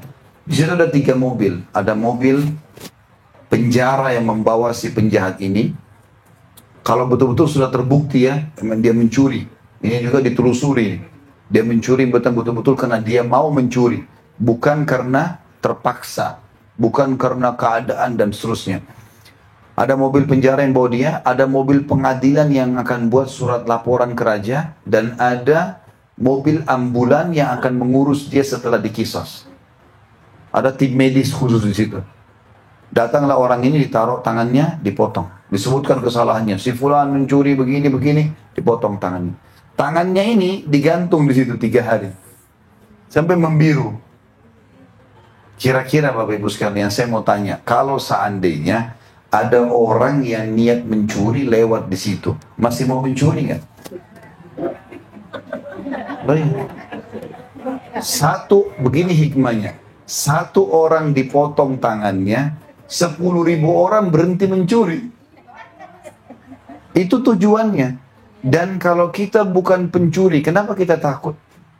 Kan yang takut yang mencuri saja. Kalau kita bukan pencuri, ngapain kita takut? Oh, orang berzina dicambuk, dirajam. Kalau kita bukan pezina, kenapa takut? Yang takut orang yang salah memang, kan gitu. Dan tujuannya memang Allah mengatakan dalam Al-Quran, A'udzubillahi minasyaitonirrajim, walakum fil qisasi hayatun ya ulil albab. Dalam kisos itu, pencuri potong tangan, orang membunuh, dipenggal, itu ada kemakmuran kehidupan bagi kalian, hai orang-orang yang berakal. Itu contoh dulu masalah potong tangan. Yang lebih hebat lagi penggal kepala. Ini seram sekali nih. Baik, saya ceritain kisahnya begini. Di Saudi sama Bu, kalau ketapkan Bapak Ibu sekalian, kalau kedapatan ada orang membunuh, dia membunuh ya. Orang yang bilang orang dipenggal itu kejam, ini orang mungkin yang belum alami. Kalau kita pulang ke rumah teman-teman sekalian, kita dapat istri kita, anak kita, semua suami dibunuh orang. Dan kita tahu siapa yang bunuh, kira-kira apa yang terjadi? Walaupun kita penakut, itu jadi berani. Bukan cuma cari orang itu, kalau kita temukan keluarganya, perang keluarga, perang suku, mungkin perang negara bahkan, kan gitu. Islam tidak seperti itu. Tangkap pelakunya, kasih pemerintah. Di Saudi begitu, ketangkap, membunuh nih, lalu diiklanin malam Jumat. Si Fulan bin Fulan dari negara ini, dari negara mana saja, telah membunuh, ya, telah membunuh. Dengan begini kronologisnya, A, B, C, D, semua macam-macam. Dia kena ayat Allah tentang kisos. Dia akan dipenggal besok misalnya di Masjid Nabawi. Maka sama tadi hari Jumat datang, di situ ada polisi pagar betis, ada mobil penjara yang bawa si penjahat ini, ada mobil pengadilan yang akan buat laporan kepada raja, ada mobil ambulan yang siap mengurus dia. Cuma mekanismenya agak beda sedikit. Kalau kisos kepala ya, nanti algojonya pegang pedang, orang yang akan dikisosin dipakein kain hitam kepalanya. Didudukin, diikat tangan sama kakinya. Jadi dia nggak bisa melawan, gitu ya. Dan kepalanya menunduk. Dia tidak tahu ini kapan dikisos, diturunkan dari mobil, ditaruh. Algojo ini mengambil 3 langkah dari orang yang akan dikisos. Di sebelah kanannya Algojo ini ada keluarganya orang yang dibunuh. Keluarganya, misalnya suaminya, istrinya, anaknya di sana. Maksimal 3 orang, nggak boleh lebih yang hadir di situ. Algojonya ini Bapak Ibu sekalian begitu hukumnya ya. Dia jalan 1 langkah, dia balik ke sana. Lihat dulu ke keluarganya orang yang dibunuh ini. Kalau mereka diam, dia melangkah langkah kedua, balik lagi ke sana. Lihat, tunggu, ada keputusan nggak? Karena yang menentukan Kisos atau tidak, mereka. Bukan pemerintah, ini keluarganya ini. Karena pesan syariatnya begini. Yang membunuh suamimu, istrimu, anakmu, ini loh orangnya. Nggak ada hubungan sama istrinya, sama keluarganya. Ini orang yang jahat. Karena dia bunuh, kita bunuh juga. Keputusan tangan kalian. Langkah ketiga, dia balik lagi. Tidak ada yang kasih isyarat apa-apa mau memaafkan. Terakhir diangkat pedangnya. Dia balik ke sana. Kalau mereka tidak maafkan, dipenggal orangnya. Tapi kalau di sana Bapak Ibu sekalian, ada satu orang saja kasih isyarat begini, nggak bicara. Begini saja, artinya saya maafkan, nggak jadi kisos. Nggak jadi kisos. Walaupun yang dua orang tidak setuju. Siapa suruh hadir di situ? Karena intinya bukan main penggal-penggal orang. Tapi mau dititip pesankan pada mereka. Jangan ada perang keluarga. Jangan benci istrinya orang ini. Ini orang yang jahat. Jadi bisa saja dalam Islam, istrinya pembunuh dan anaknya pembunuh dan anaknya yang dibunuh itu bisa menikah. Karena yang jahat orang tuanya belum tentu anaknya jahat. Kan ada begitu kan? Ada orang tua jahat, pemabuk segala macam, anaknya baik, hafal Quran. Kita tidak bisa salahkan. Per individu, begitu adilnya Islam gitu. Jadi ini orang ini yang salah. Bahkan kalau dia maafkan Bapak Ibu sekalian satu orang, gak jadi kisos. Gak jadi kisos. Dan pada saat gak jadi kisos itu, tugasnya orang yang selamat dari kisos ini, itu harus membayar dia, denda. Dendanya kalau di Saudi, seingat saya, gak tahu sekarang kalau berubah, sekitar 100.000 real. Ya mungkin sekitar 350 juta rupiah. Ya. Itu harus dibayar kepada keluarganya, itu yang sudah memaafkan tadi, gitu. Seperti itulah. Dan banyak contoh-contoh kisos terjadi. Saya bukan sedang bicara pembelaan Saudi, bukan. Saya sedang bicara tentang hukum Islamnya. Karena saya lihat sendiri dengan mata kepala, gitu ya. Banyak di Indonesia isu negatif. Oh, Saudi itu menzalimi TKI kita. Saya hidup di sana, Bapak Ibu sekalian. Saya lihat, seperti kalau saya dengar isu negatif tentang Amerika, Bapak Ibu bisa bantah saya. Enggak kok Ustaz, kami tinggal di sini, kami tahu. Begitulah kurang lebih. Jadi pernah terjadi ada TKW kita, Bapak Ibu sekalian. Dia jaga nenek-nenek. Nenek-nenek, orang tua. Kan sudah 80 tahun. Nenek-nenek ini dimanapun semua cerewet kan ya? Hah? Mau orang Arab, mau orang bule. Ya di sini kalau ada yang hadir, tidak usah tersinggung karena berarti belum nenek-nenek. Tapi umumnya kan rewel ya. Nah orang kita ini rupanya yang jadi TKW nggak bisa sabar, dimarah-marahin, kotorannya sana sini. Karena jengkel, dia bunuh nenek-nenek ini. Itu kisah nyata. Dibunuh sama dia. Bukan cuma dibunuh, dimutilasi. Dipotong-potong sama dia. Ditaruh di koper. Nenek itu. Dia pikir seperti di Indonesia ini. Saudi mirip seperti di sini, Bapak Ibu sekalian. Saya lihat di sini kadang-kadang sering ada pengecekan polisi ya. Saudi itu kita jalan sedikit, polisi lagi di sana, cek lagi. Cek paspor, cek ini. Jadi nggak bisa sembarangan. Orang mau pindah dari kota ke kota itu harus izin. Kayak kita mau keluar kota tadi ini, dari LA mungkin ke sini nih. Kalau Saudi nggak bisa begini nih. Ada checkpoint lagi di sana, periksa lagi. Nggak bisa sembarangan, jadi orang nggak bisa lari-lari di sana. Ketat sekali. Ini dia keluar, dia bawa koper itu. Ini orang kita nih, diwawancara sampai di TV-TV di Jazirah Arab. Dia bawa koper, dia naik taksi. Di Saudi juga agak asing kalau ada perempuan sendiri naik taksi. Biasanya mereka asing, dianggap kok mau kemana orang ini sendirian. Pasti ada temannya lah, ada anaknya, ada pembantunya, ada. Ini orang sendirian. Seperti saya tanya, mau kemana? Ya jalan saja. Baiklah jalan, muter-muter lama. Kok ini orang, mana tujuannya? Seperti saya rupanya curiga. Tidak tahu kenapa dengan hikmah Allah, diberhentiin mobil, dibuka bagasi, dibuka kopernya, ditemukan ada manusia. Lapor ke polisi. Waktu lapor ke polisi, TKW kita apa? Ngaku. Iya, saya memang bunuh dia karena dia cerewet begini-begini. Saya lihat sendiri cuplikannya itu. Dia ngaku. Dan dalam Islam, Kalau pelaku sudah memberikan kesaksian dirinya, nggak butuh saksi lain. Sudah nggak ada. Iya, saya membunuh. Udah selesai. Untuk apa saksi? Dia ngakui dirinya sendiri. Saksi kan kalau dia tidak mengaku, kan gitu. Dia ngaku. Akhirnya kena kisos. Di kisos. Di Indonesia, kedutaan Saudi di demo. Oh begini, begitu, begini. Dan isunya nih seakan-akan itu ditolimi. Padahal sebenarnya Bapak Ibu sekalian, saya bilang di pengajian saya di Jakarta, dan Bapak Ibu juga dengar sekarang. Saya kalau dari jadi keluarganya ibu itu, saya bersyukur sama Allah karena dikisos. Tahu kenapa Bapak Ibu sekalian? Karena dengan dikisos, ibu ini selamat dari hisab hari kiamat. Itu poin pertama. Karena kisos ini kan hukum Allah. Sudah dipotong tangannya, sudah dipenggal. Ini berarti sudah tidak kena hukuman dari dosa itu. Secara hukum. Yang kedua, memang kalau ajalnya sudah datang, walaupun dia dipulangkan ke Indonesia pada saat itu, mati.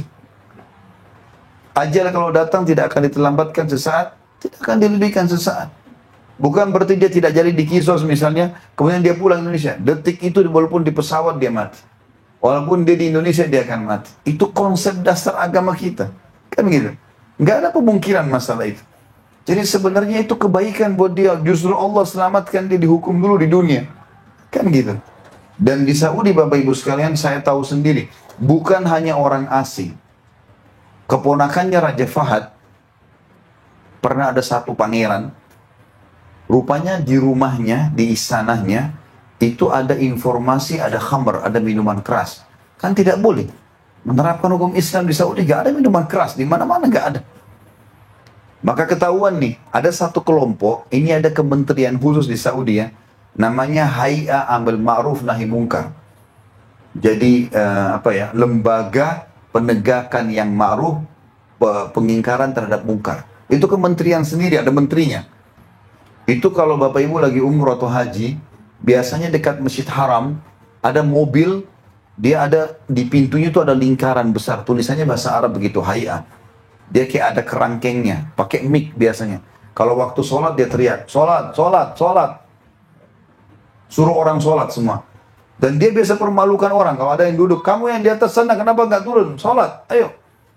Dia yang tugasnya keliling ke pasar-pasar, kalau ada masih toko buka, denda 100.000 real.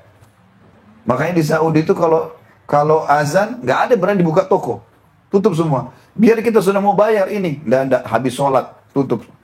100.000 real, denda. Atau, kalau dia tetap paksakan diri, kalau sekali kena denda 100.000 real. Yang kedua kali di blacklist. Nggak bisa buka izin usaha sama sekali. Sholat 5 waktu. Dan tidak ada orang berani sentuh barangnya orang. Sentuh barang, tangannya melayang. Makanya mobil-mobil mewah diparkir pinggir jalan di Saudi nggak ada yang berani sentuh. Di Indonesia kan masih lampu merah, spionnya dipatahin, peleknya diambil. Itu kalau koruptor-koruptor di Indonesia dikasih iklan, yang korupsi dipotong tangannya, berhenti. Dengar saja potong tangan sudah takut dia. Tapi kena penjara, habis itu dia bayar, dia keluar lagi, mencuri lagi. Ini jadi masalah. Hukum manusia begitu. Hukum Allah berbeda. Ini pangeran Bapak Ibu sekalian. Yang terjadi ini kisah nyata. Di Timur Tengah heboh betul luar biasa. Waktu masih hidup Raja Fahad. Jadi kakaknya si Salman sekarang ini. Kan sebelumnya ada Abdullah, sebelumnya ada Fahad ya. Yang bangun Masjid Nabawi sama Masjid Haram Mekah beliau. Juga ada banyak Al-Quran. Di Amerika juga banyak dibagi terjemahan bahasa Inggris. Terbitan Raja Fahad. Mujama' Raja Fahad di Madinah. Itu beliau yang punya. Yang jelas Raja Fahad ini punya ponakan, tadi terkenal ada khamar di istananya, dikasih surat peringatan oleh Hay'a ini, kementerian ini kami mau cek, nggak ditanggapi sama dia, 2 kali nggak ditanggapi, 3 kali nggak ditanggapi. Akhirnya kelompok ini mirip sama kita KPK di Indonesia, boleh masuk nyelonong ke rumah orang. Kalau sudah dikasih surat peringatan, tidak mau nyerahkan diri, tidak mau bawa bukti, ya sudah, digrebek rumahnya gitu kan. Datang waktu salah satu anggota Hay'a ada yang masuk dari pintu gerbang, rupanya security-nya larang, dia naik tembok. Orang ini naik tembok. Begitu naik tembok, dia turun, rupanya dia turun pas di depan kamar tidurnya si pangeran ini. Dia lihat ada orang naik, ditembak sama dia. Mati di tempat orang itu. Ya, mati di tempat. Ditelitilah oleh pemerintah Saudi, ditemukan bunuh secara sengaja. Kenapa bunuh orang? Dan dia pakai baju resmi, baju tugas, hayat. Dan sudah ada bukti surat 3 kali sampai ke istana nggak mau diperlihatkan. Pangeran ini kena kisos. Kena kisos. Ibunya pangeran ini kakaknya Raja Fahad. Dan ini ponakannya langsung raja. Bapak Ibu tahu, ini kisah nyata. Sampai saya disampaikan sama Dr. Saleh Suhaimi, salah satu guru kami di Madinah. Beliau sampai sekarang masih hidup dan ngajar di Masjid Nabawi. Salah satu istri beliau orang Indonesia, orang kita. Murid saya kebetulan. Jadi beliau cerita, dia bilang, Khalid, sampaikan cerita ini.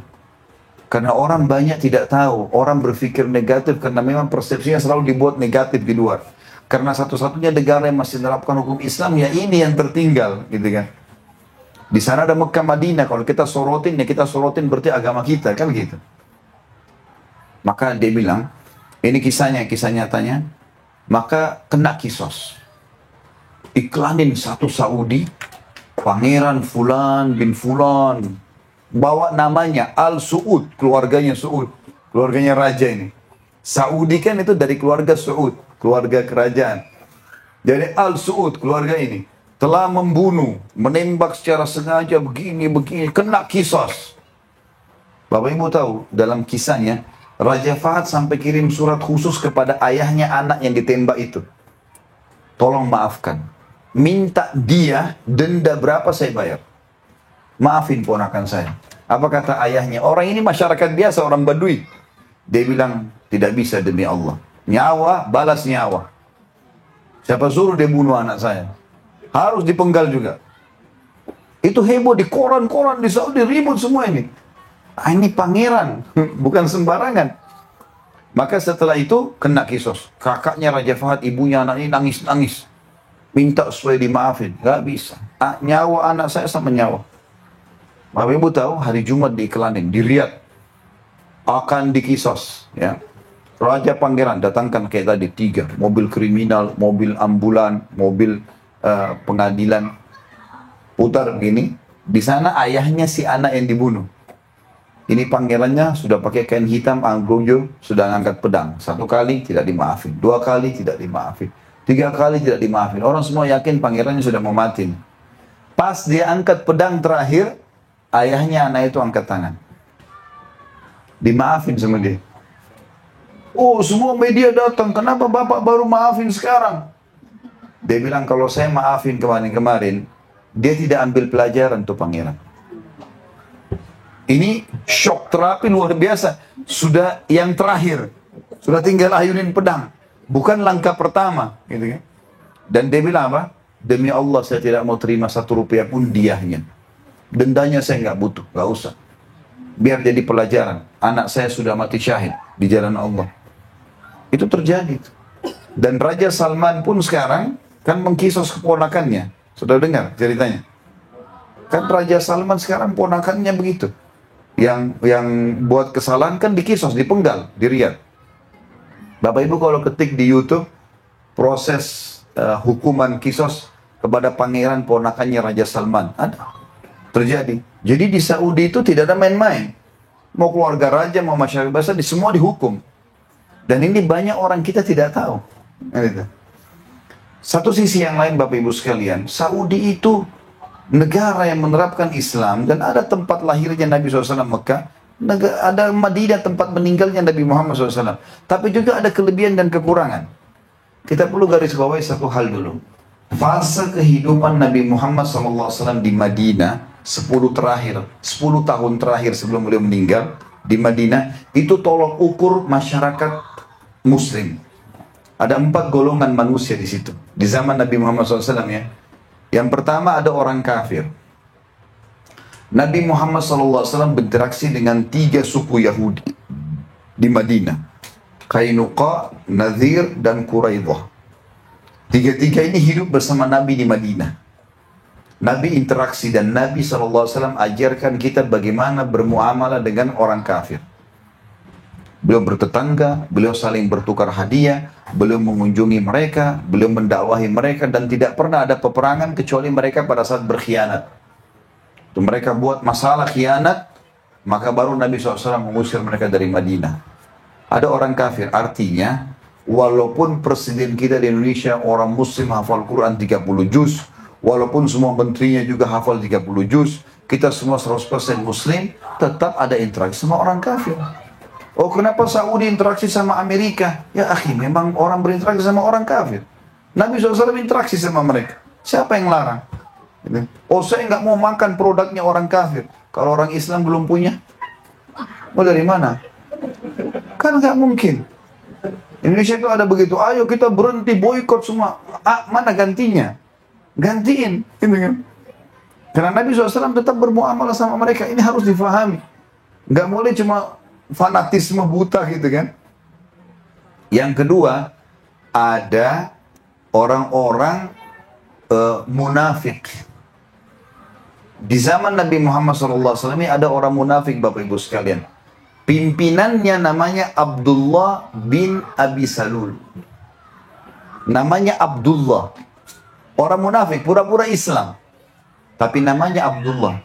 Ciri-cirinya adalah setiap kali agama Allah ini bilang A, dia bilang B. Allah bilang halal, dia bilang haram. Allah bilang haram, dia bilang halal. Ini masalah ini.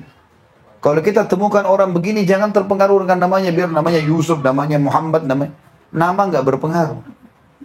Sifatnya sama dengan orang munafik di zaman Nabi. Zaman Nabi namanya Abdullah. Dan di Indonesia banyak di negara kita orang munafik. Pura-pura Islam. Cirinya benci Islam. Islam bilang enggak mau, tolak. Ini gimana caranya? Tapi ada di zaman Nabi, jangan heran. Yang ketiga, ada ahli maksiat. Di zaman Nabi Muhammad SAW, Bapak Ibu sekalian, ada orang berzina dirajam. Ada orang mencuri dipotong tangannya. Ada orang berbohong dicambuk. Ada. Coba baca historis sejarah Nabi. Bapak Ibu kalau ikuti di YouTube ceramah saya, ada tentang sirah Nabi sudah 42 episode. Itu rentetan histori Nabi dari pertama sebelum Nabi lahir sampai Nabi SAW meninggal.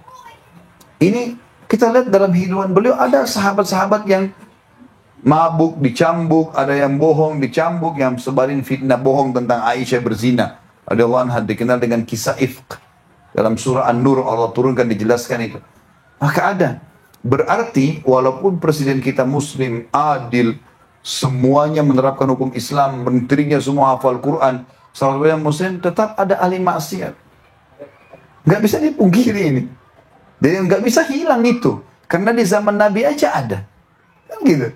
Masa kita lebih baik daripada Nabi kan tidak mungkin. Tapi ada golongan keempat, golongan orang beriman. Dan ini yang mendominasi. Sehingga tiga kelompok ini tidak leluasa berbuat kesalahan. Nah ini gambaran tentang masyarakat Islam sebenarnya. Harusnya difahami itu ya. Nah banyak orang tidak paham ini sehingga mereka memaksakan hal-hal yang melampaui batas. Kenapa di Saudi masih ada orang yang salah? Masih ada, itu di zaman Nabi saja ada orang salah. Wajar. Kenapa Indonesia negara mayoritas muslim, tapi masih ada orang yang begini dan begitu? Ya, di zaman Nabi juga ada. Bapak Ibu pernah baca nggak kisah Umar bin Khattab? Orang yang sangat tegas. Tahu Bapak Ibu di zaman kerajaan beliau dari 10 tahun itu, tahun 13 sampai tahun 23, di akhir tahun 23 sebelum meninggal, beliau kirim surat kepada gubernurnya di Irak, namanya Bajalah bin Abdah. Seorang ulama tabi'in. Tulis suratnya apa? Kata Bajalah, datang surat Umar bin Khattab kepada kami setahun sebelum beliau meninggal, suruh penggal lehernya semua penyihir laki-laki dan perempuan. Penyihir semua nggak boleh hidup.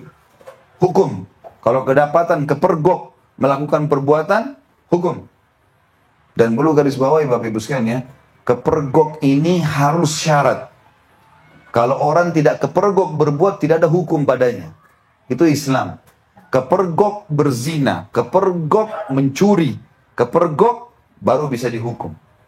Jadi tidak dalam Islam, Bapak Ibu pernah buat zina, datang ke Ustadz, Kiai, saya pernah berzina.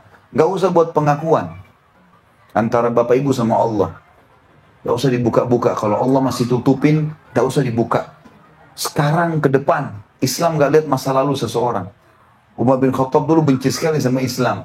Tapi Islam tidak lihat itu, dia sekarang, gitu kan. Seperti itulah.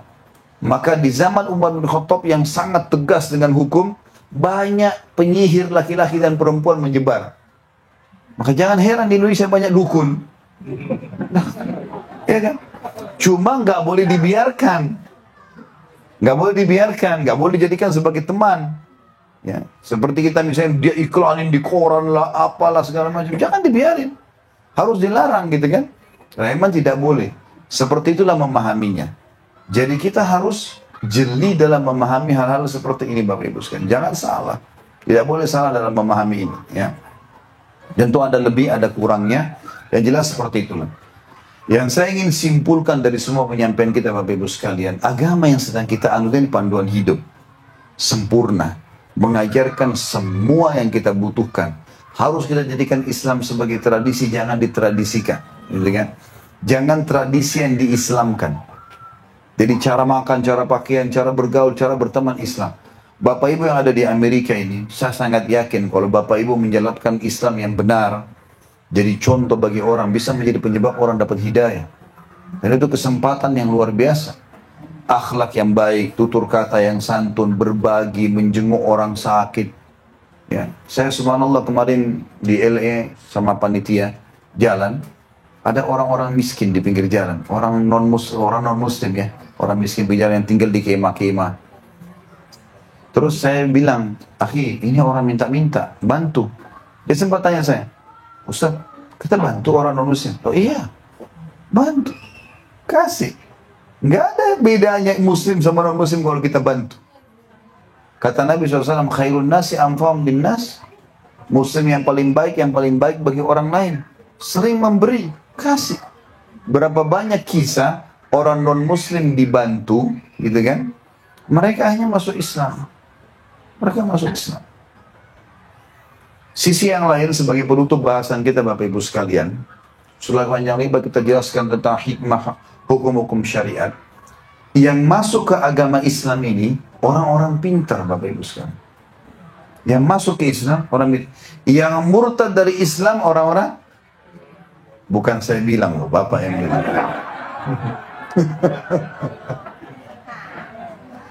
Loh, itu faktanya, ya. Kita temukan orang yang masuk Islam ilmuwan, ya. Dokter. Ada doktor, beda, gelar doktor. Titel akademik dari sisi selain titel kedokteran. Dokter orang yang mengobatin orang. Insinyur, banyak. Yang masuk Islam ini orang-orang cerdas. Yang murtad dari Islam memang orang-orang yang bodoh. Emang itu faktanya. Mereka kena susah, dikasih uang, dikasih baju, murtad. Orang kalau belajar sedikit saja Islam, Bapak Ibu sekalian, subhanallah, biar nggak sholat, disuruh murtad nggak mau. Itu faktanya ya. Pindah agama, nggak orang mau pindah agama. Walaupun dia belum sholat. Kalau Islam dijelekin, panas dia. Mau bela. Itu fitrahnya Islam. Berarti ada kebenaran di situ ya. Saya kasih contoh-contoh. Ada seorang profesor ahli penyakit kulit di Muay Thai, di Thailand. Ini kalau tidak salah juga disebutkan kisahnya oleh Dr. Zakir Naik masalah ini. Saya sebutkan sekarang dalam bahasa Indonesia supaya Bapak Ibu mungkin bisa lebih renungi lah. Yang jelas orang ini dia kebetulan profesor dalam spesialis penyakit kulit.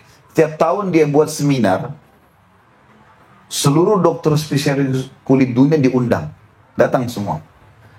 Begitu datang, dia selalu tiap tahun dapat penghargaan karena selalu ada penemuan baru. Ya. Tahun itu kebetulan, ini kisah mungkin sekitar 7-8 tahun yang lalu. Dia bilang, saya baru menemukan dengan teknologi canggih, ternyata yang memberikan rasa sakit pada tubuh manusia, itu adanya urat-urat saraf yang sensitif, yang melengket di kulit manusia. Kan dia spesialis kulit.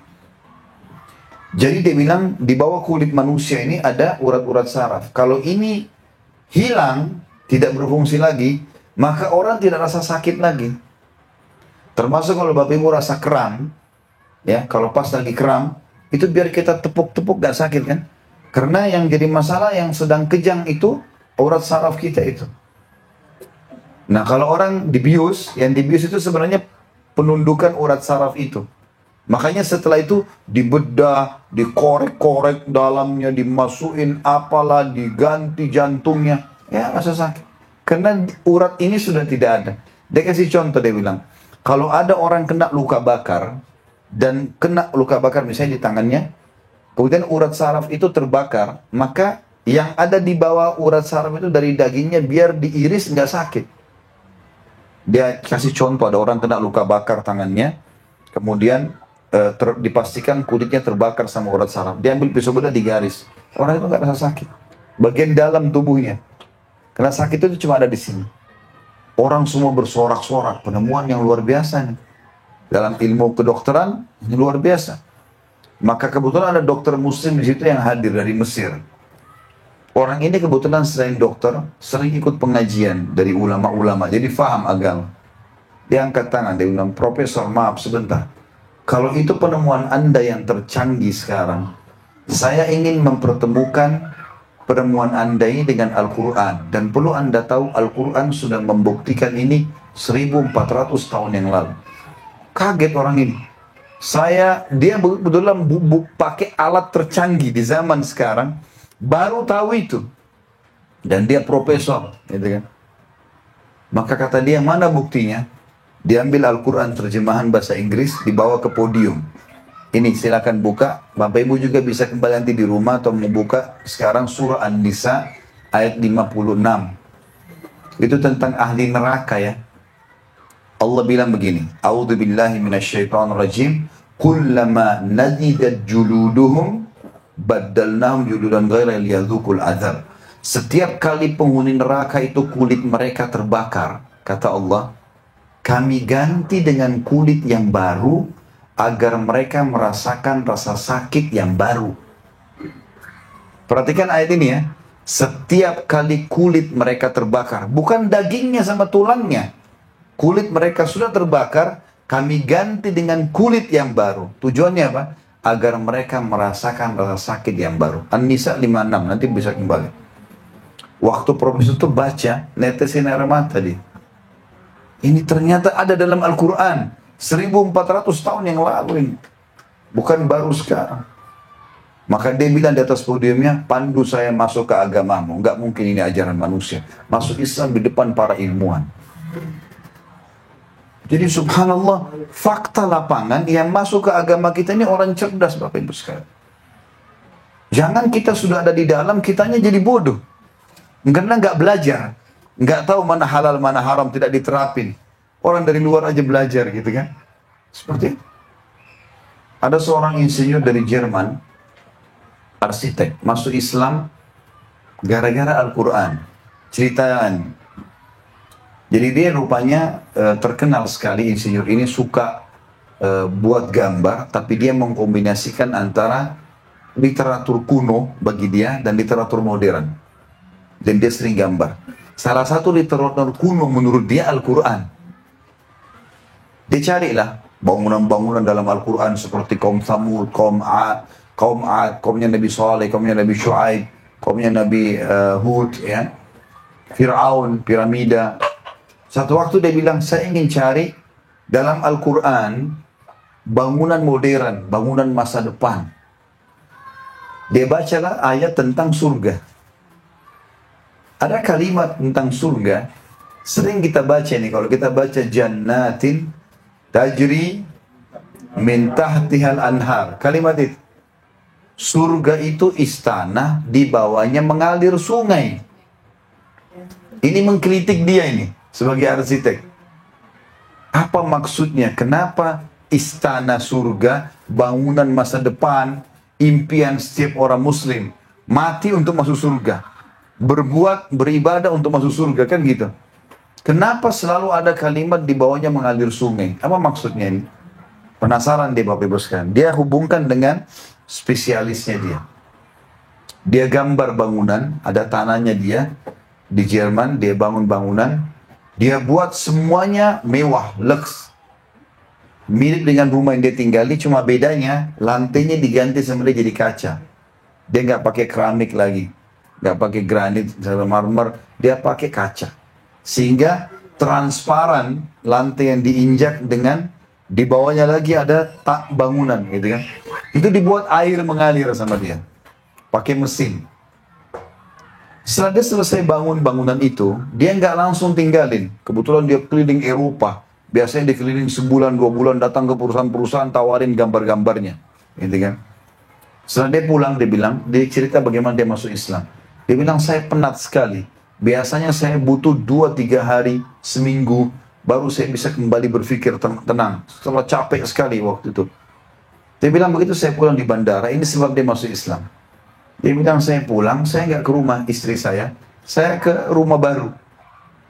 Nyalain semua lampu-lampu.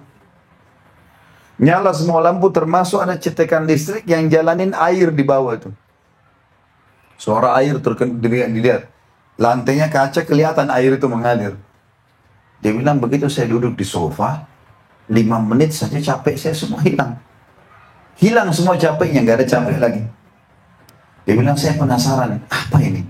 Saya lihat dinding, wallpapernya bagus, tapi sama rumahnya. Lampunya mewah, sama rumahnya. Semua sama. Dimatiin satu-satu lampunya. Terakhir tinggal panel listrik air. Begitu dia duduk, dia dengar gemericik air ini. Baru dia bilang, oh ternyata ini yang membuat saya tenang. Suara gemericik air itu membuat tenang. Dia konekkan sama ayat Al-Quran. Oh ternyata surga yang abadi itu di bawahnya mengalir sungai, memang untuk membuat jiwa orang-orang yang sudah beriman ini tenang. Jadi balasannya di sana sempurna. Gara-gara itu cari Islamic Community, cari Islam Center, masuk Islam.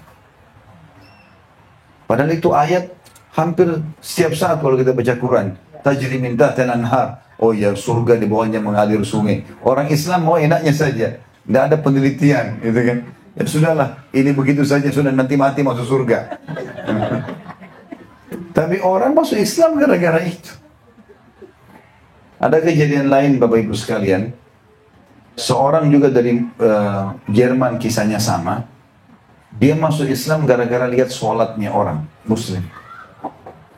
Dia keluar dari tempat dia, kemudian tempat proyek dia, kebetulan ada banyak pimpro-pimpronya, pimpinan proyeknya banyak. Dia suruh instruksi A dibuat B. Ada yang dikasih instruksi nggak dijalankan. Dia pusing dengan itu, dia bilang saya keluar. Ini gara-gara masuk Islamnya. Ya. Dia bilang begitu saya lagi keluar, macet di jalan dan hari Jumat. Orang-orang Islam di Jerman tidak semua punya masjid. Mungkin seperti keadaan Bapak Ibu di sini, maka mereka sewa pinggir jalan. Kalau kayak kita mungkin di Indonesia kayak melalui Pemda, hanya untuk sholat Jumat terus bubar. Pas macet mobilnya di dekat orang lagi sholat. Dia lihat orang sholatin lagi macet. Imamnya Allahu Akbar, di belakang semua Allahu Akbar. Imamnya ruku, Allahu Akbar, ruku semua. Imamnya sami Allah liman hamidah, semuanya ikut sami Allah hamidah. Tidak ada yang berani melanggar imamnya. Padahal yang di belakang itu tidak kenal imamnya. Dia bingung, apa ini orang-orang buat? Dia saja pimpinan proyeknya sudah dikasih gaji, masih nggak mau patuh. Ini orang siapa ini yang jadi imam? Di depan kok bisa semua orang patuh sama dia? Sampai salam, setelah salam baru bubar semua. Dia mulai baca tentang Islam, masuk Islam gara-gara itu. Saya tutup dengan kisah terakhir. Tentu banyak kisah ini, kalau Bapak Ibu lihat di YouTube ada ceramah saya, judulnya juga Hiduplah Mulai Dengan Islam. Cukup banyak saya sampaikan kisah-kisahnya. Di antara kisah yang terakhir Bapak Ibu sekalian adalah masuk Islamnya seorang pemuda di Amerika. Ini kisahnya, karena ini di negara yang Bapak Ibu ada. Ya. Kebetulan ada seorang pemuda Muslim, kuliah sama-sama mahasiswa, tinggal di apartemen bersebelahan.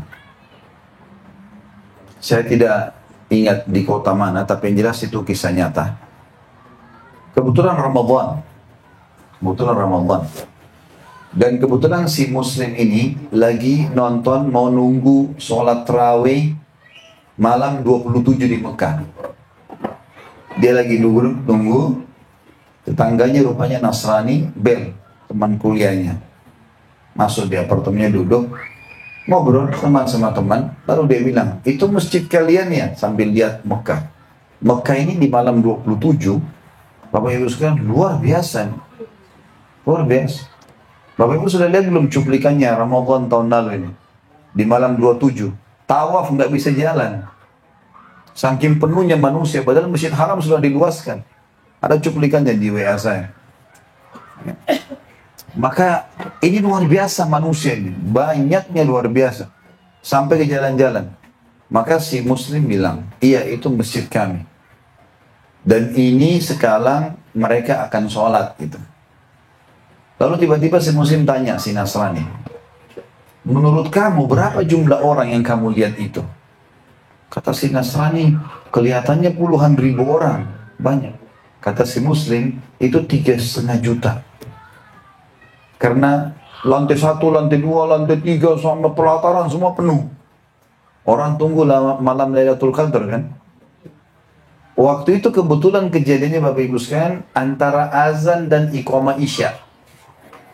Jadi belum iqamah isya, tapi sudah azan. Sudah azan. Sebentar.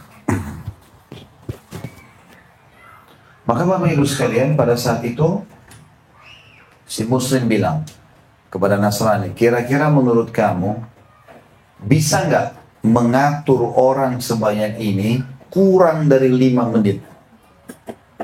Kata si Nasrani, mana bisa? Manusia sebanyak itu. Biasanya antara azan iqamah, kalau di Masjid Haram Bapak Ibu sekalian, ada yang sholat, ada yang duduk ngobrol, ada yang lagi minum air zam-zam, ada yang lagi jalan, cari shaf. Manusia lagi berantakan begitu banyaknya, tawaf begitu banyak kan gitu.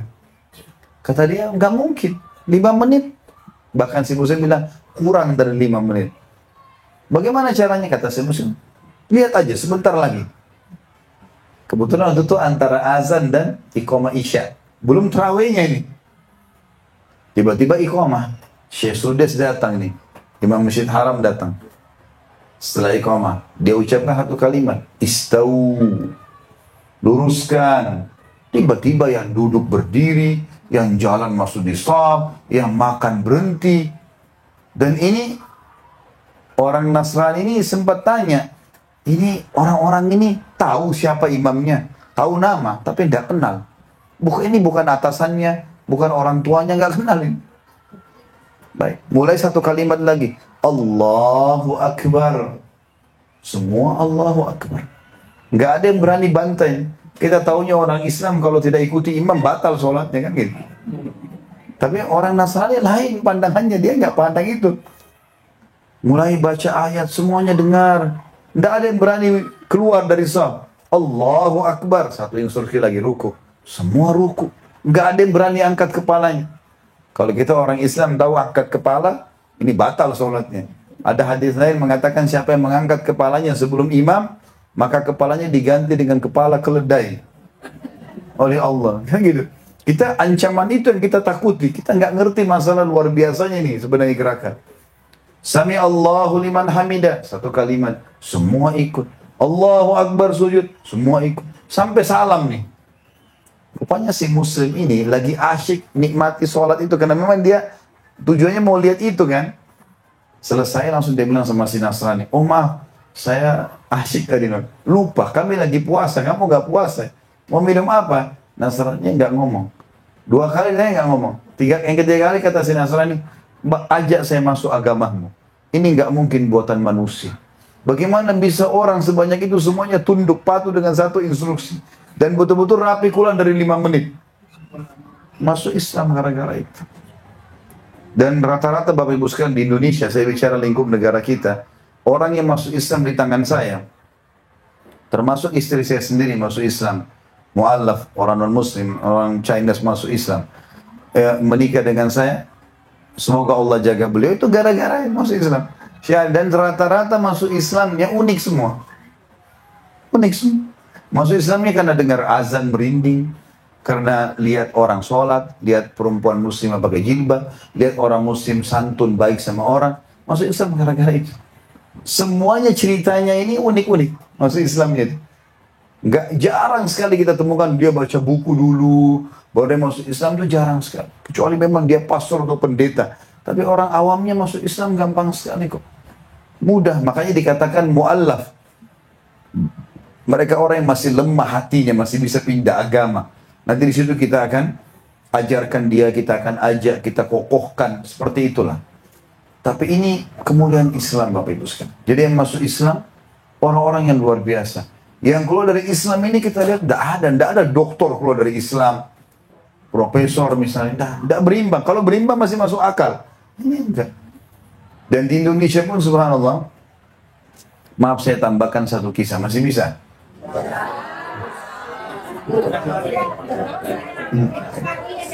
Sampai subuh. Kalau di Indonesia sih nggak ada masalah karena masih pagi di sana ya. Di sini Masya Allah jam 12 malam ya. Jam 11 ya. Baik, ada dosen kami, dosen saya namanya Dr. Abdullah Musnid. Semoga Allah jaga beliau. Beliau pernah ngajarkan kami, waktu itu saya kuliah tahun 94 sampai 98, 4 tahun. S1, beliau ngajar di tahun tingkat terakhir kuliah, di tahun 98. Mengajarnya itu materinya namanya Hadir Alam Islami, kondisi keadaan negara-negara Islam. Salah satunya diceritakan tentang Indonesia. Saya pun tidak tahu tentang kisah itu. Beliau bilang di sini ada dari Indonesia. Ya, ini Khalid dari Indonesia tempat teman-teman. Beliau kenal betul, kenal baik sama saya. Dia bilang, sudah tahu belum di negara kamu itu ada terjadi sesuatu? Saya bilang, apa itu Syekh? Gitu kan. Syekh itu kita panggil kayak guru dosen ya. Apa itu? Dia cerita, dia bilang, sampai kepada kami berita dan itu kisah nyata. Katanya di salah satu perkampungan Indonesia, entah di mana itu ya, bahasa beliau nih, saya juga tidak tahu itu. Dia bilang di sana pernah ada terjadi, ada satu pastor yang ditugaskan dan digaji oleh Vatikan itu untuk mengkristenkan kampung itu. Maka dia terus saja membawa sumbangan segala macam sembako. Biasa kita di Indonesia bagi-bagi sembako, Indomie, gula segala macam. Sampai orang-orang kampung itu mau pergi ke gereja. Dan dia caranya, dia ajak. Kalau mau dapat gratis silakan, tapi ambilnya di gereja ya. Dan dibagi pas hari Minggu. Jadi mau tidak mau mereka dengar nyanyi-nyanyi dulu, baru kemudian bagi. Lama-lama diajak nyanyi, tidak usah pindah Kristen, tapi nyanyi-nyanyi saja. Orang ini rupanya foto nih dikirim ke Vatikan. Nih, satu kampung ini bisa menyanyi-nyanyi Kristen, juga bisa murtad gitu. Ini sudah murtad nih. Dikirim fotonya pakai kopiah hitam, ibu-ibunya pakai jilbab masuk ke gereja. Satu kampung. Akhirnya Vatikan utusan khusus datang ke Indonesia. Dilihat, dikumpulin semua, coba suruh nyanyi, nyanyi semua, hafal lagu gereja. Karena setiap minggu dapat beras.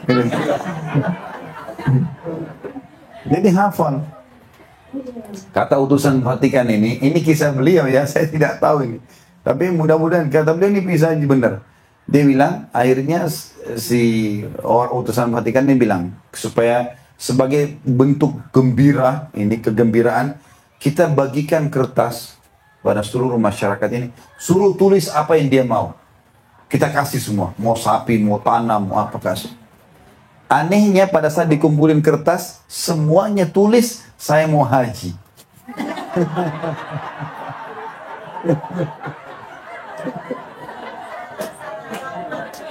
Akhirnya dipecat tuh yang bertugas.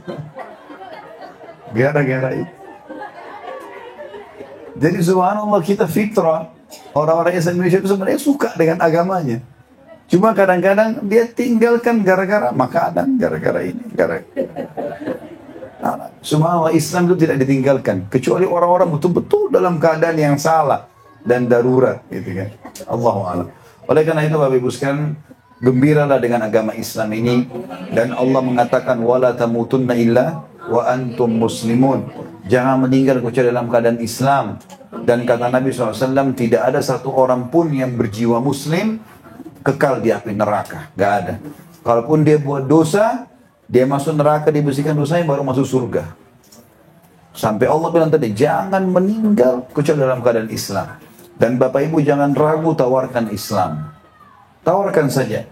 Cara tawarkan, bagaimana pada kamu tentang Islam? Sudah pernah dengar belum? Lalu ajak dialog di agama kita. Tidak usah jadi Ahmad Didat, Zofir Zakir Naik harus hafal kitab mereka. Sulit. Ajak sederhana. Saya berapa kali orang masuk Islam di tangan saya cuma itu saja kok. Bagaimana pendapat tentang Islam? Dia sebutkan, saya luruskan. Masuk Islam gara-gara itu. Memang tidak susah gitu kan. Dan kalau orang mau masuk Islam jangan dikasih kitab tebal dulu ya. Nah ini pelajari dulu. Kalau dia mati malam itu kita berdosa. Ya. Suruh syahadat dulu. Masalah nanti dia belajar itu nanti. Yang penting syahadat. 1 menit lagi mati masuk surga itu. Tapi kalau kita tunda kita penyebabnya. Pernah ada soalnya kita di Indonesia. Ada satu anak muda datang kepada saya.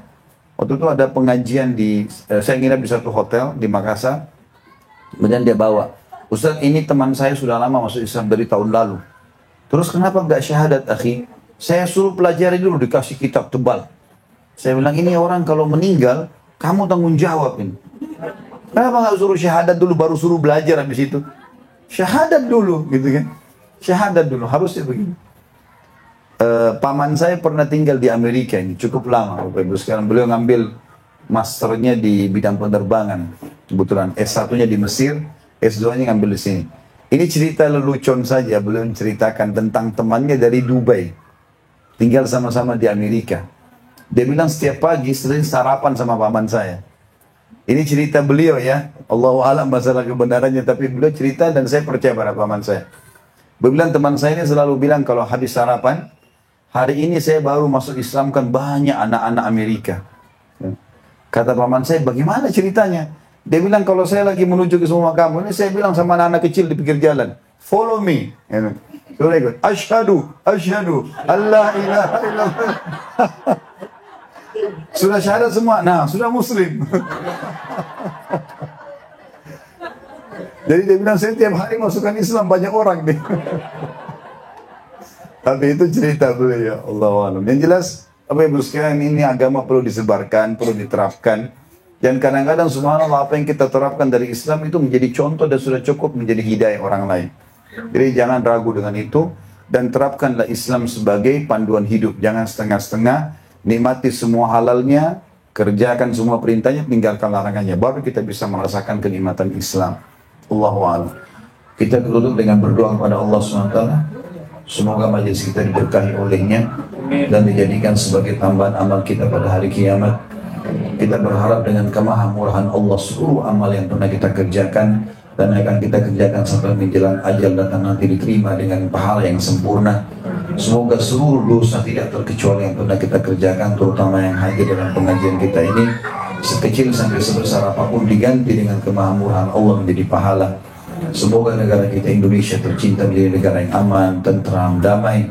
Seluruh rezekinya dibukakan oleh Allah dan seluruh utangnya dilunasi dengan kemahasempurnaannya dan kemahamurahannya Allah. Dan semoga seluruh pemimpin negara kita diberikan hidayah, petunjuk, sehingga mereka bisa menjalankan tugas-tugas mereka dan mereka mendapatkan pahala maksimal dan juga lepas dari tanggung jawab hari kiamat. Dan seluruh masyarakat Indonesia secara khusus muslim atau non muslim semuanya mendapatkan hak mereka penuh ya, yang sudah Allah SWT wajibkan dari pemerintahnya. Dan semoga umat Islam selalu berada di bawah naungan ukhuwah Islamiyah, diangkat perselisihan di antara mereka dan juga Allah SWT mudahkan mereka ibadah kembali kepada Al-Quran dan Sunnah. Dan selalu kita doakan saudara kita di Palestina, di Syria, di Yaman, di Irak, di Myanmar, di Ahsa, dimanapun mereka berada sedang tertindas. Semoga Allah ikhlaskan niat mereka, terima para syuhada mereka, muliakan Islam di tangan mereka dan tangan kita semua. Dan semoga Allah partisipasikan kita bersama mereka di pahala, baik dengan doa, dengan harta, juga dengan jiwa kita. Dan semoga Allah dengan kemahamurahannya menyatukan kita semua di surga firdausnya tanpa hisab, sebagaimana yang satunya di majelis ilmu yang mulia ini. Kalau benar pasti dari Allah, kalau salah pasti dari saya, mohon dimaafkan. Subhanakallahumma bihamdika asyhadu an la ilaha illa anta astaghfiruka wa atubu ilaik. Wassalamualaikum warahmatullahi wabarakatuh.